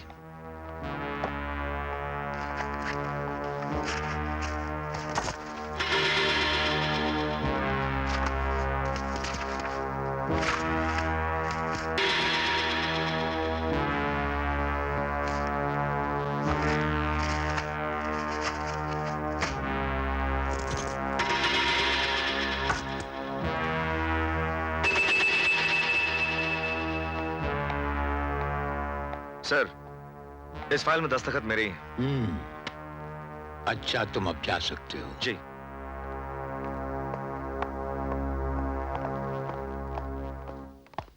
सर, लगता है बड़ा चालाक है। चालाक तो है, मगर जानता नहीं कि चालाकी करने वाला खुद ही अपनी चालाकी का शिकार हो जाता है। सर, दरवाजे पर जो खून था उसका ग्रुप बी है, और कोरोना के खून का ग्रुप भी बी ही था। हाँ, इसे ही तो कहते हैं कि खून अपना निशान छोड़ जाता है। तुम दुलारी को इसकी नजरों से दूर ही रखो। जैसे ही सीबीआई ऑफिसर की बला टल जाएगी, मैं महासिंह का भी बोरिया बिस्तर गोल कर दूंगा। तुम रुपयों का इंतजाम कर लो। वाह वाह वाह, अच्छी दोस्ती निभा रहे हो। हैं? सर,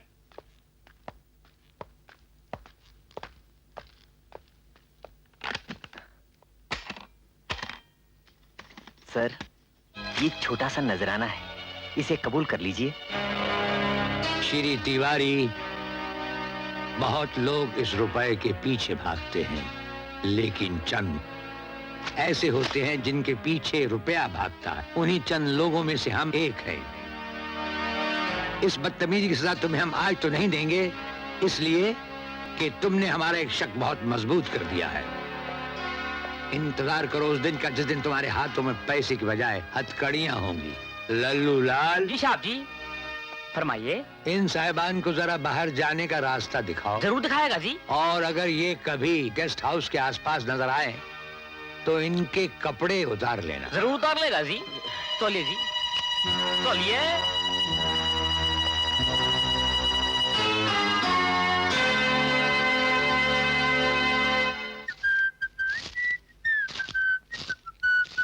अबे लल्लू, झाड़ू छोड़ और फास्ट फास्ट ब्रेकफास्ट बना। बड़े जोरों की भूख लगी है। हाँ शाबू, तू तड़ाक से बात करेगा तो हम नाश्ता नहीं बनाएगा। किसको कह रही है? चपरासी का काम करता हैगा और दिमाग ऊंचा रख रही है। जा ब्रेकफास्ट ले आ फास्ट फास्ट। अबे फेंक उसे, झाड़ू फेंक। अबे झाड़ू पकड़कर नाश्ता बनाएगा, हाथ साफ कर और साफ नाश्ता लेकर आ जा। एकदम साफ नाश्ता? एकदम साफ। अभी लेके आता है। हाँ। एकदम साफ नाश्ता चाहिए।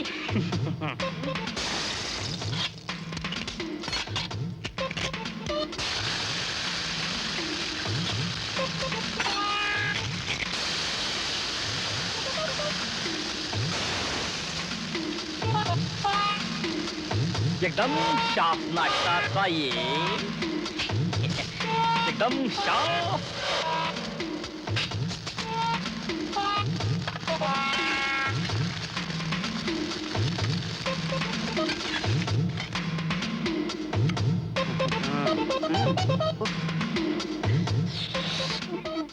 यह ये रही चीनी।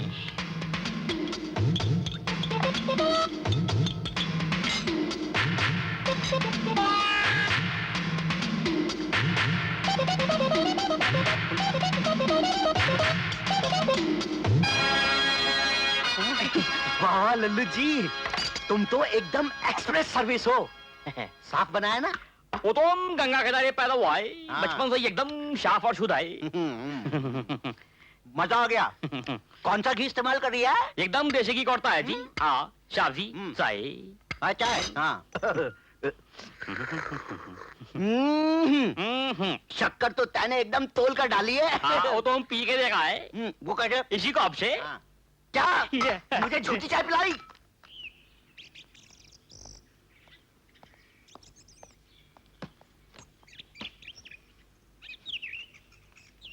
रवि, क्या इस डम्मी का वजन करुणा के वजन के बराबर है? Yes sir. अब वो साड़ी वाली डम्मी को वहां खड़ा करो और धक्का दे दो, जैसे कि छलांग लगाई गई हो।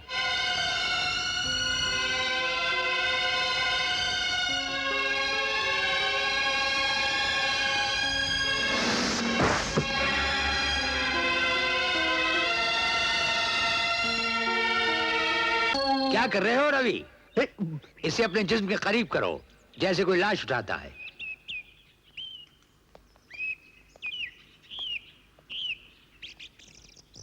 That's right.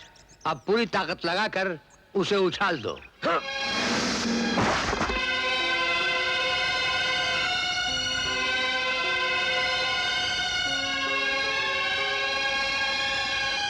विजय जी, इस बिल्डिंग से इस डमी तक का फासला मापो। Yes.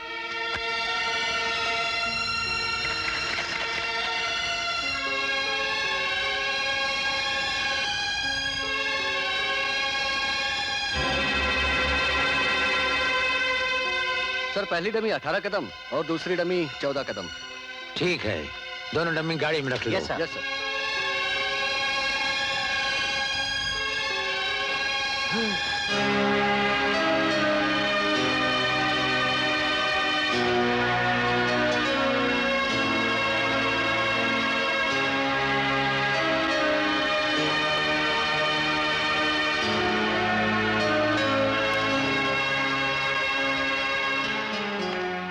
Good evening sir. Good evening. कैसे हो महासिंह? जो काम तुम्हें करना चाहिए था वो हम कर रहे हैं। इसीलिए तो आप सीबीआई में हैं सर। सीबीआई के सीख नहीं होते मिस्टर महासिंह, रोशन जमीर का हौसला होता है। सर, लगता है पानी नाक से ऊंचा चढ़ रहा है। परेशान कौन नहीं है इस जमाने में? मंत्री लोग हमसे परेशान हैं और हम मंत्रियों से परेशान हैं। हाँ शर्मा जी, मेरी बीवी अभी तक मैके से नहीं आई। तो मैं क्या करूं? तो मैं भी क्या कर सकता हूं फिर? यहाँ शेख अपना अपना देख। रवि, करुणा की लाश बिल्डिंग से कितने फासले पर पड़ी हुई थी? 14 कदम पर सर, फेंकी हुई डमी के फासले के बराबर। इसका मतलब ये हुआ कि करुणा की लाश को फेंका गया था। सर, ऐसा भी तो हो सकता है करुणा ने छलांग लगाई हो और वो 18 कदम के फासले पर गिर गई हो। चूंकि उसमें जान बाकी थी, वो रेंगते रेंगते बिल्डिंग की तरफ 4 कदम आगे बढ़ी हो और वहीं ढेर हो गई हो। अगर करुणा ने रेंगने की कोशिश की होती तो जमीन पर खून के धब्बे आगे तक होने चाहिए थे, मगर ऐसा नहीं था। अब मुझे यकीन हो चला है कि करुणा की हत्या की गई और लाश को ऊपर से फेंका गया। तो फिर लाश शर्मा और तिवारी ने मिलकर फेंकी होगी सर। नहीं, अगर ऐसा होता तो लाश 2-4 कदम नहीं 10-12 कदम और आगे गिरी होती। ये लाश किसी अकेले ने फेंकी है। वो आदमी घर का भी हो सकता है और बाहर का भी। विजय, उषा का वो कंगन कहाँ है? सर, उषा मकान पर नहीं थी। श्याम ने कहा है वो ले आएगा। सर, चले आओ। I am sorry sir.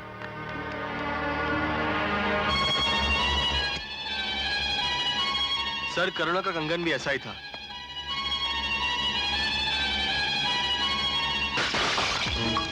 Ravi, विजय, बाहर जाकर देखो तो कौन झांक रहा है।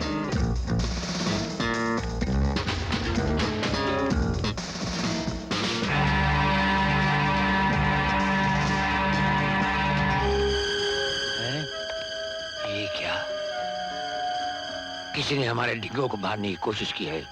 वो झाग जहर मालूम पड़ता है और ये इसमें क्लोरोफॉर्म की बू आ रही है। सर, बाहर कोई नहीं था। नहीं कोई था। पता करो किसने हमसे मुखबरी करने की जरूरत की है।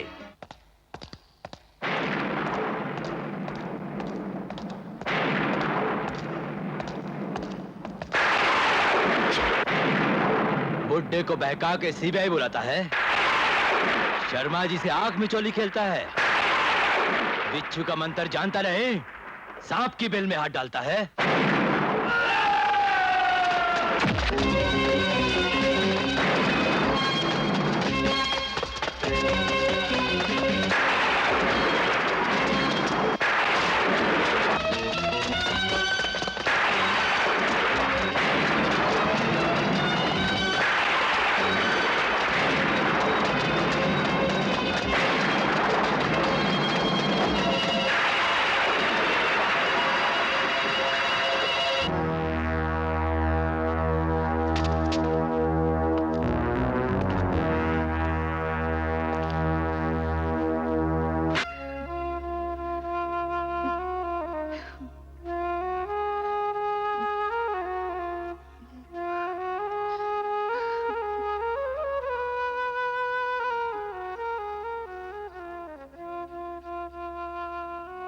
अब क्या लेने आए हो यहाँ?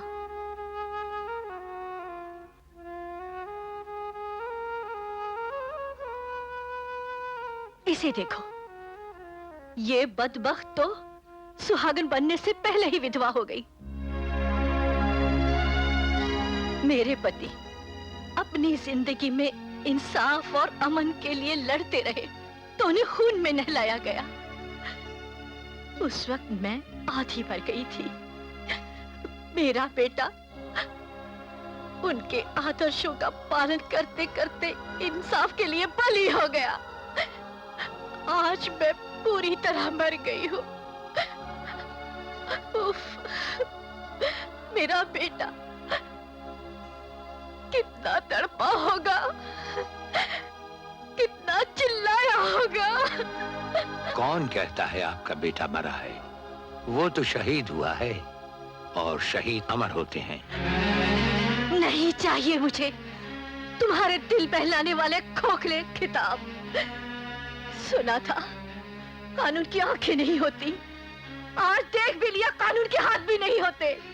आप धीरज रखिए और उम्मीद भी।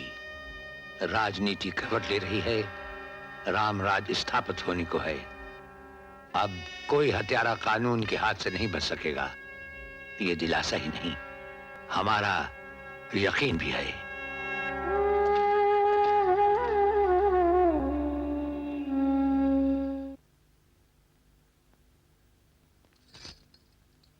नमस्ते साहब। 9 अक्टूबर की रात कहां थी तुम? 7 बजे। 7? हमारे साथ तो कोई भी नहीं था भैया। 7 बजे कहाँ थी तुम? हम तो घरे पर ही थी। करुणा कहाँ थी? करुणा! डरोना, बहुत डरोना था सब कुछ। भयंकर बारिश, कड़कड़ाती बिजली, सब कुछ तो डरोना। करुणा कहाँ थी? करुणा बहू रानी तो कमरा में ही थी। बहुत प्यारी थी, सबसे मिलजुल कर रहती थी। करुणा के कमरे से लड़ाई झगड़े की आवाज सुनाई दी तुम्हें? लड़ाई झगड़े। मलाई पकौड़े। मलाई पकौड़े तो भैया उन्हें बहुत अच्छे लगे थे। बुला करके हमसे कहती थी कि लक्ष्मी पकौड़े खाइए। पर आज ये बात हमसे काहे पूछ रहे हो भैया? अरे चिल्लाने से कुछ फायदा नहीं, जाने दो इसे। जाओ मेरी अम्मा जाओ, गला गिरा दिया मेरा। कुछ देर और रहोगी ना तो मुझे भी गिरा दोगी। जाओ जाओ।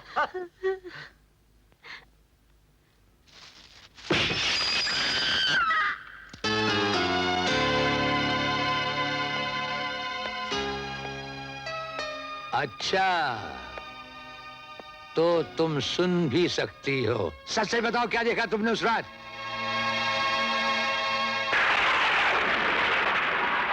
मैं जरूर मिलूंगी पिताजी से और उषा से। मेरे सिवा दुनिया में कौन है उनका? तुम्हारा अब उनसे कोई संबंध नहीं है, टूट चुका है। संबंध टूट सकता है मगर खून का रिश्ता कभी नहीं टूटता। तुमसे मेरा संबंध है, उनसे तो खून का रिश्ता है। बहुत जबान दराजी करने लग गई हो। इसके जिम्मेदार तुम हो।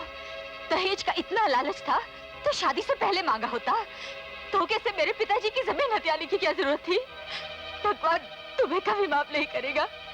तुम लोगों ने मेरी बहन को कुंवारी बिठा दिया। तुम भी कुंवारी बैठी रहती अगर मैं तुमसे शादी न करता। इस नर्क में आने से तो कुंवारी बैठे रहना ही अच्छा था। करुणा, मैं तुम्हें आखिरी बार ताकीद करता हूँ, इसी घर में तुम्हें जीना होगा और इसी घर में मरना होगा। तो फिर मुझे मार क्यों नहीं देती? मार दो मुझे, मार दो। मैं मरना चाहती हूँ। करुणा, मैं जीना नहीं चाहती, मरना चाहती हूँ।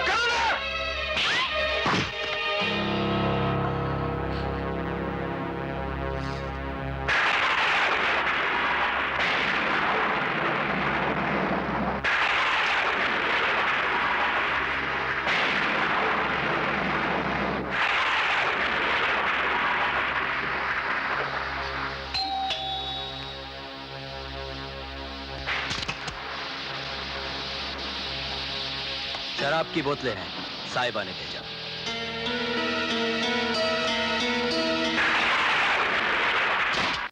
ड्राइवर के जाने के बाद कोई भी नहीं आया साहब।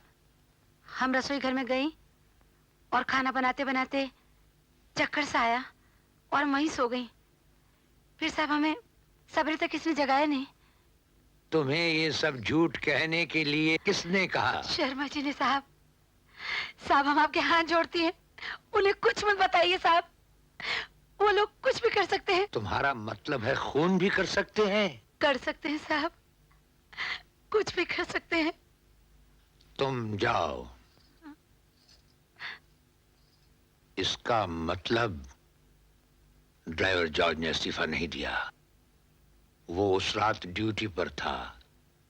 तुम ड्राइवर जॉर्ज पर नजर रखो और तुम शर्मा का फोन टैप करते रहो। सर।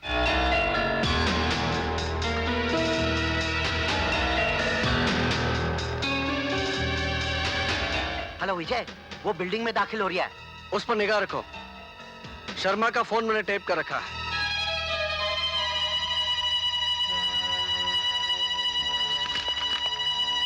नमस्कार साहिबा। तुम यहाँ क्यों आए हो? तुम्हारी तनख्वाह तो मैंने तुम्हारे घर भेज दी थी। साहिबा, वो तो 1 महीने का पगार था। जॉर्ज काम करने का 1 पगार लेता है और नहीं करने का 2 पगार लेता है। चलो और देखो, सीबीआई वाले मेरे पीछे लगे हुए। तुम जाओ यहाँ से। इसीलिए तो अपुन आया है। साहिबा, हाथ कुछ ज्यादा खुजा रहा है। क्या चाहिए तुम्हें? 10,000। 10,000? बहुत सर चढ़ गए हो तुम। साहिबा, तुम्हारा सर बचाने के लिए अपुन ने अपना सर लगा दिया है। तुम्हारे सर का दाम ज्यादा लगता है क्या? चलो और दफा हो जाओ यहाँ से। मैं चाहता हूँ तुम आज ही गोवा लौट जाओ। केस खत्म होने तक मैं तुम्हारी तनख्वाह वहीं भेजता रहूंगा। साहिबा, जॉर्ज गोवा से बंबई, बंबई से दिल्ली और दिल्ली से यहाँ आया है। जो शहर छोड़ता है वहां दोबारा नहीं जाता। मुझे क्या पता था कि तुम इस तरह रंग बदलोगे। क्रिकेट कहेंगे। साहिबा, तुमने कहा था बेवकूफ अपने आप पे रोने की बजाय अकलमंद को गाली देता है। सो तुम भी वही करता है। याद रखो, तुम मुझे दफ्तर या घर पर कभी नहीं मिलना, समझे? हाथ खो जाएगा तो आएगा जरूर साहिबा।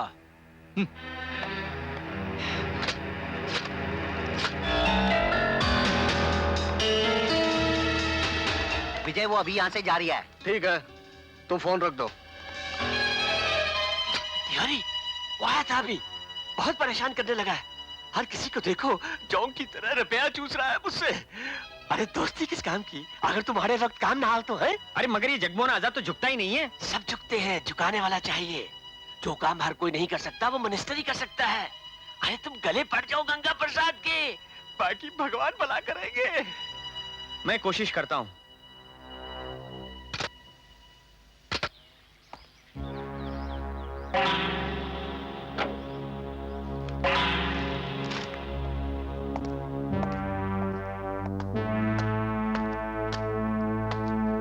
नमस्ते जी।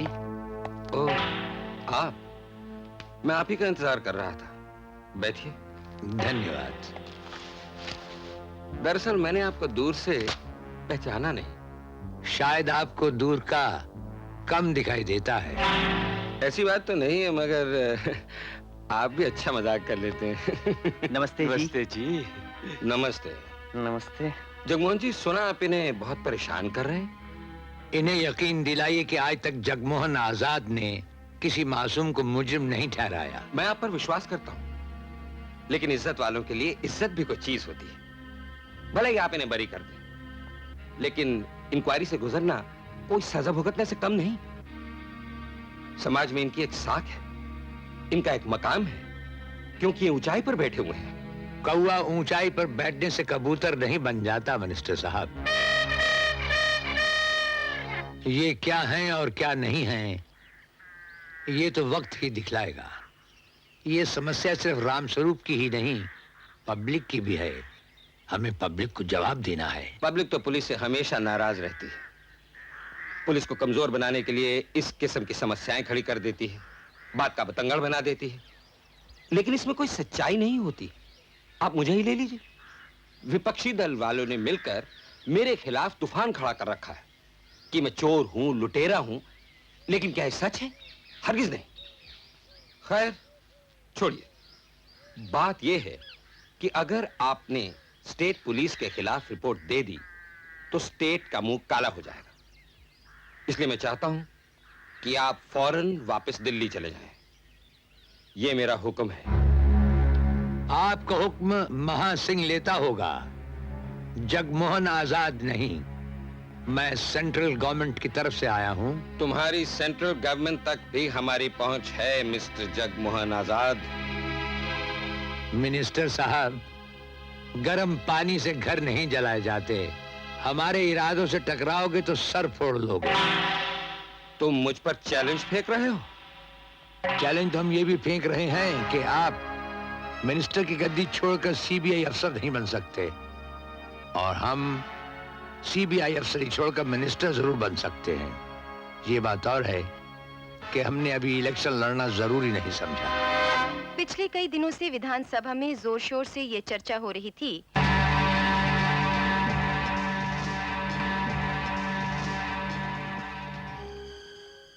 सीबीआई रिपोर्ट की बुनियाद पर मुख्यमंत्री ने उन्हें पदवी से निकाल दिया है। सूचना मिली है कि गंगा प्रसाद ने पार्टी अध्यक्ष को अपना त्यागपत्र भी रवाना कर दिया है और वे विरोधी दल में शामिल हो गए हैं।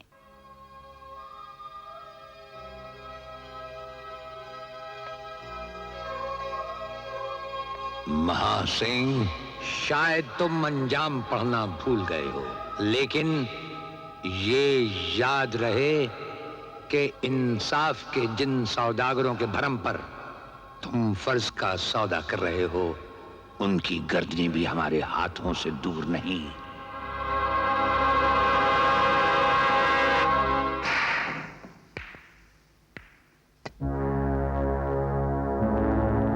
बात क्या है? तुम ऐसे समय आ गए हो, दुनिया सो रही है और तुम जाग रहे हो। सर, मैं जाग उठा हूं। मैं अपने गुनाह कबूल करने आया हूं। गुनाह भगवान के सामने कबूल किए जाते हैं या आप जैसे महान इंसान के सामने, जो बहादुरी, नेकनियती और ईमानदारी की मिसाल है। ये कहीं तुम्हारा नया हथकंडा तो नहीं? सर, वाल्मीकि ने लूटना छोड़ा तो वो हथकंडा नहीं था। अशोक ने बुद्ध धर्म अपनाया तो वो हथकंडा नहीं था। महात्मा गांधी ने सत्य और अहिंसा का रास्ता चुना तो वो हथकंडा नहीं था। तुम कौन सा रास्ता अपनाना चाहते हो? वही जो आपने चुना है सर। ये रास्ता बहुत कठिन है महासिंह, अच्छे अच्छे इरादों को डगमगा देता है। तुम लोग नौकरी हासिल करने के लिए रिश्वत देते हो, पोस्टिंग और ट्रांसफर के लिए रिश्वत देते हो, अपने अफसरों और लीडरों को रिश्वत दिलाते हो। अगर महासिंह रिश्वत लोगे नहीं तो खिलाओगे कहां से? सर, मैं मानता हूं इस निजाम का एक ही पैगाम है, रिश्वत खाओ और रिश्वत खिलाओ। मगर आपको देखकर मुझ में यह चेतना जागी है कि जब आप इस तूफान का मुकाबला कर सकते हैं तो मैं क्यों नहीं कर सकता। मैं बहुत खुश हूं, बहुत खुश। जहां से जागो वहीं से सवेरा समझो। मगर महान सिंह, तुम्हें अपने गुनाहों का कर्ज तो लौटाना होगा। ये और बात है कि कानून चाहे रियायत करे। कर्मों की सजा पाने का आनंद ही कुछ और होता है। सर, मुझे खुशी होगी अगर मैं अपने गुनाहों का बोझ यहीं उतार फेंकूं।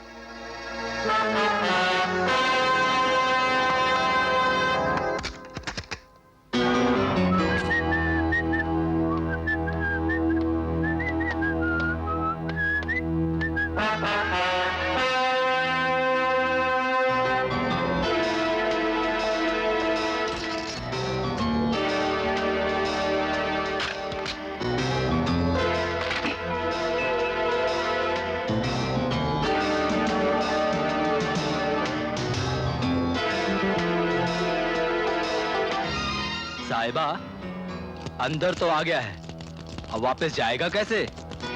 अपन को मारने के लिए तुमको सबूत चाहिए। तुमको मारने के लिए अपन को कोई सबूत नहीं मांगता। तुमने हमसे बदजबानी करने की जुर्रत की, मगर हमारा फर्ज हमें रोक रहा है। हम तुम्हारे जबड़ों से तुम्हारी जबान अलग कर डालते। करुणा की मौत का कारण तो यमदूत भी नहीं जानता। साहिबा!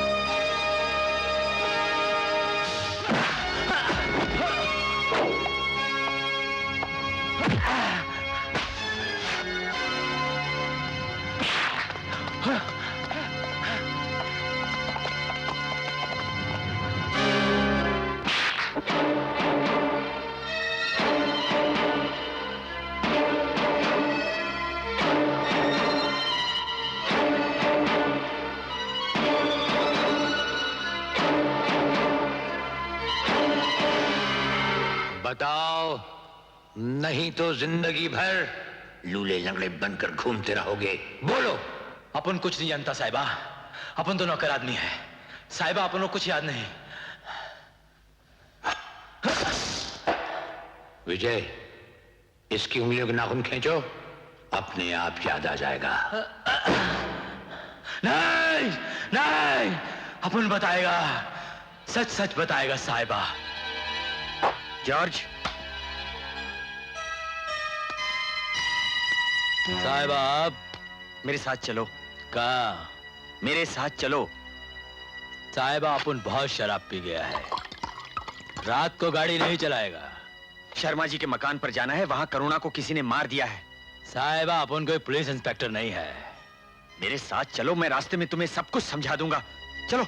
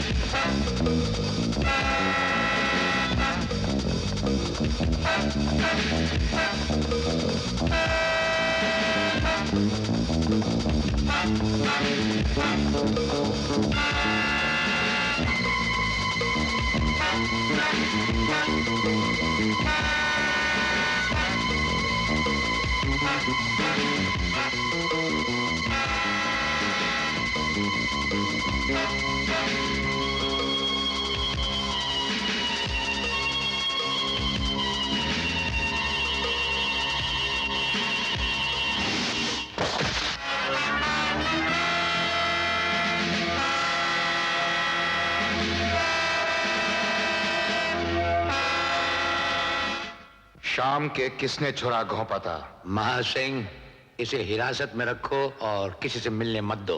Yes sir.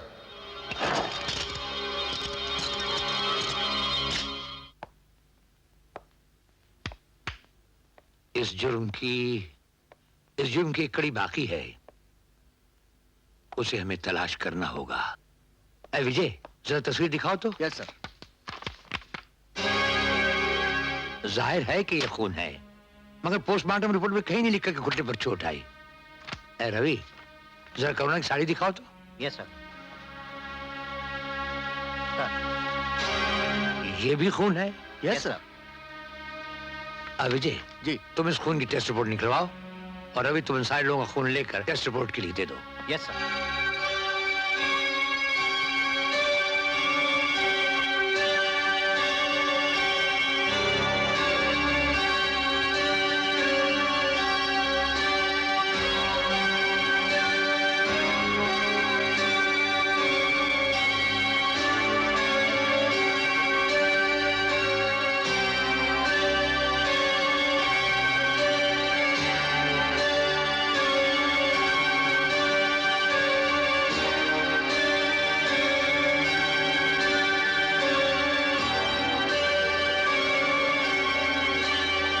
Sir, it's O group.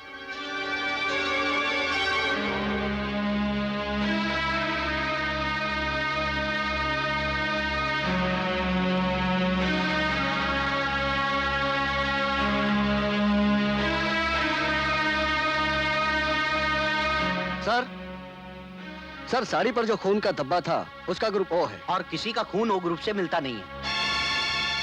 तो फिर इस जुर्म में कोई और भी शामिल है।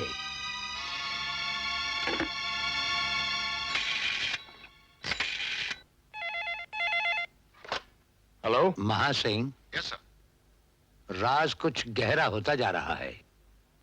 करुणा की हत्या में कोई और भी शामिल है। हम जानना चाहते हैं कि शर्मा के घर पर और कौन कौन आता जाता रहा है। सर, इन लोगों के अलावा तो और कोई। हाँ सर, मुझे याद आया, शर्मा की सेक्रेटरी दुलारी भी उन लोगों के बहुत करीब रहती है। उसकी पूछताछ भी मैं जरूरी समझता हूँ। उसे तुम फौरन पुलिस स्टेशन पर बुलाओ, हम आ रहे हैं। Yes sir.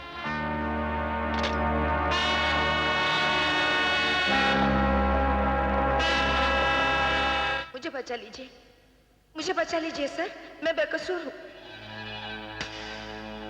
मुझे बचा लीजिए प्लीज, मैं बेकसूर हूँ, मुझे बचा लीजिए। हमारे पास सबूत हैं, क्योंकि तुम जानती हो। हम तुम्हारे मुंह से सुनना चाहते हैं। मैं कुछ नहीं जानती सर। शर्मा जी कभी कभी दफ्तर के काम के लिए मुझे घर बुला लेते थे।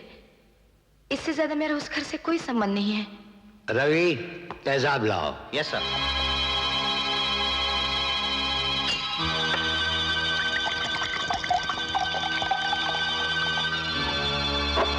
इसे अपने खूबसूरत चेहरे और जिस्म पर नाज है, जिससे ये मर्दों को अपनी उंगली पर नचाती है। हम इसके चेहरे को बदनुमा कर देंगे ताकि ये अपने हुस्न के खजाने का गलत इस्तेमाल न कर सके। नहीं, मैं बताती हूँ।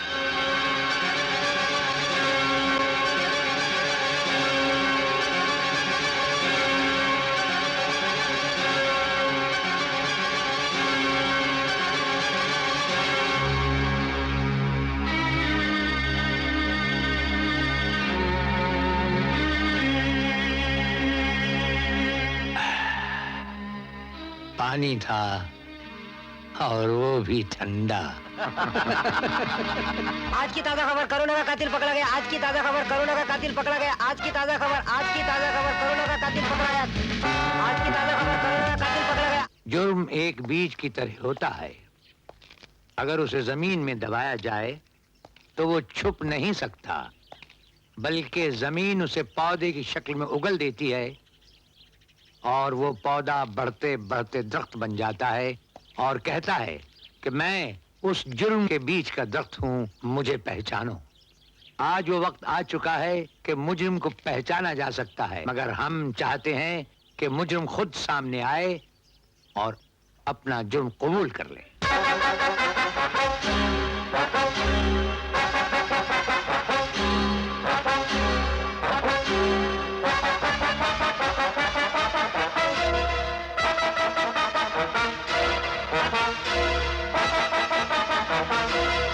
महासिंह जॉर्ज। सर ये शख्स झूठा है, इसकी बातों में बात आई है। महासिंह, इतना पीटो इन लोगों को कि इनकी खामोशी इनके लिए वबाल जान बन जाए। सर ये जुर्म मैंने किया है, मैंने। क्यों? इसलिए कि राम स्वरूप मेरे पैर में कांटे की तरह चुभने लगा था। मैंने सोचा था कि अगर करुणा को खत्म कर दूं तो ना रहेगा बांस और ना बजेगी बांसुरी, लेकिन मुझे क्या पता था कि करुणा की मौत करुणा की जिंदगी से ज्यादा खतरनाक बन जाएगी। मुझे माफ कर दादाजी, मुझे माफ कर। पिताजी, आप मेरे लिए झूठ मत बोलिए। नहीं बेटे नहीं, तुम अपने बदनसीब बाप के गुनाहों पर पर्दा मत डालो। तुम्हारे सामने तो अभी लंबी जिंदगी पड़ी है। मेरे गुनाहों का कर्ज तो मत उतारो बेटे। ये खून मैंने किया सर, ये खून नहीं सर, करुणा का खून मैंने किया है अनजाने में, लेकिन मुझे पता था वो मेरे सामने मर गई थी। हाँ। और तिवारी, तुम तो अपने दोस्त के सुख और दुख में शामिल होने की कस्में खाते हो। इस वक्त जो घटना तुम्हारे दोस्त और उसके बेटे के सर पर खड़ी है, उसमें तुम कहां तक शामिल हो? हुजूर, मैं तो बिल्कुल बेकसूर हूँ। इस जंजाल में मुझे मत खींचिए। ये जाने और इनके पाप जाने, मैं तो शर्मा और उसके बेटे के खिलाफ सरकारी गवाह भी बनने के लिए तैयार हूँ हुजूर। बहुत भोले बनते हो। सर मेरा कसूर क्या है? मैं तो 9 अक्टूबर की रात कश्मीर में था। मैं कश्मीर में नौकरी करता हूँ। कश्मीर में नहीं, तुम यहाँ इस घर में थे। यह है तुम्हारे दफ्तर का सबूत, जिसमें तुमने घर जाने के लिए 10 दिन की रुखसत मांगी थी, लेकिन तुम चौथे दिन कश्मीर लौट गए थे। मैं तो सर, अरुण ने तो इल्जाम कबूल कर लिया है, फिर मुझे क्यों मारा पीटा जाता है? विजय, वो साड़ी और घड़ी लाकर दिखाना है इसे। इस साड़ी पर दाग जो है खून का, वो तुम्हारा है और ये घड़ी भी तुम्हारी है। मेरी नहीं, ये तो सरासर झूठ है। महासिंह, से और सबूत चाहिए, जरा दुलारी को बुलाइए।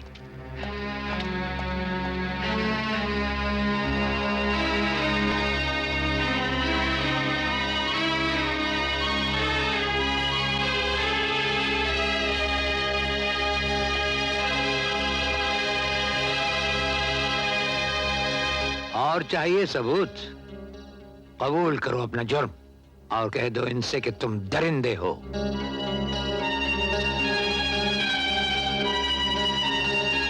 बताता हूं।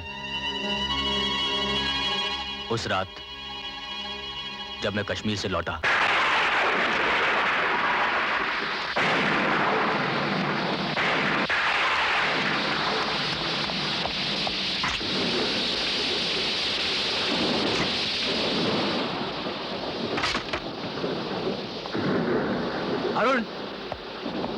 अरुण, अंकल,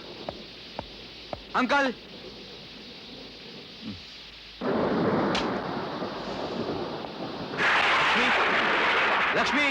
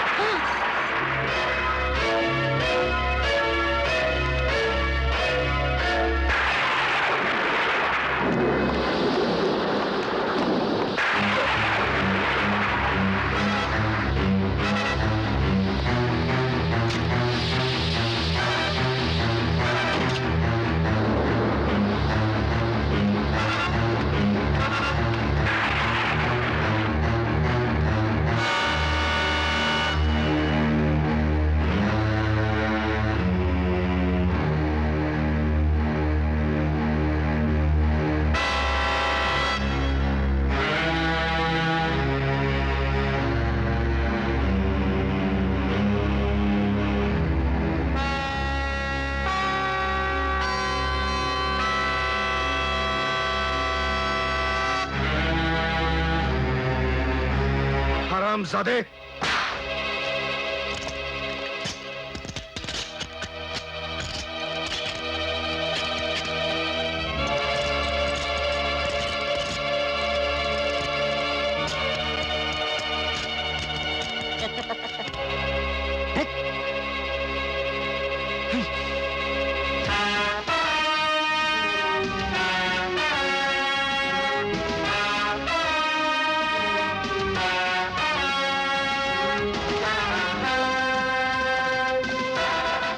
जिंदगी के कितने रंग हैं।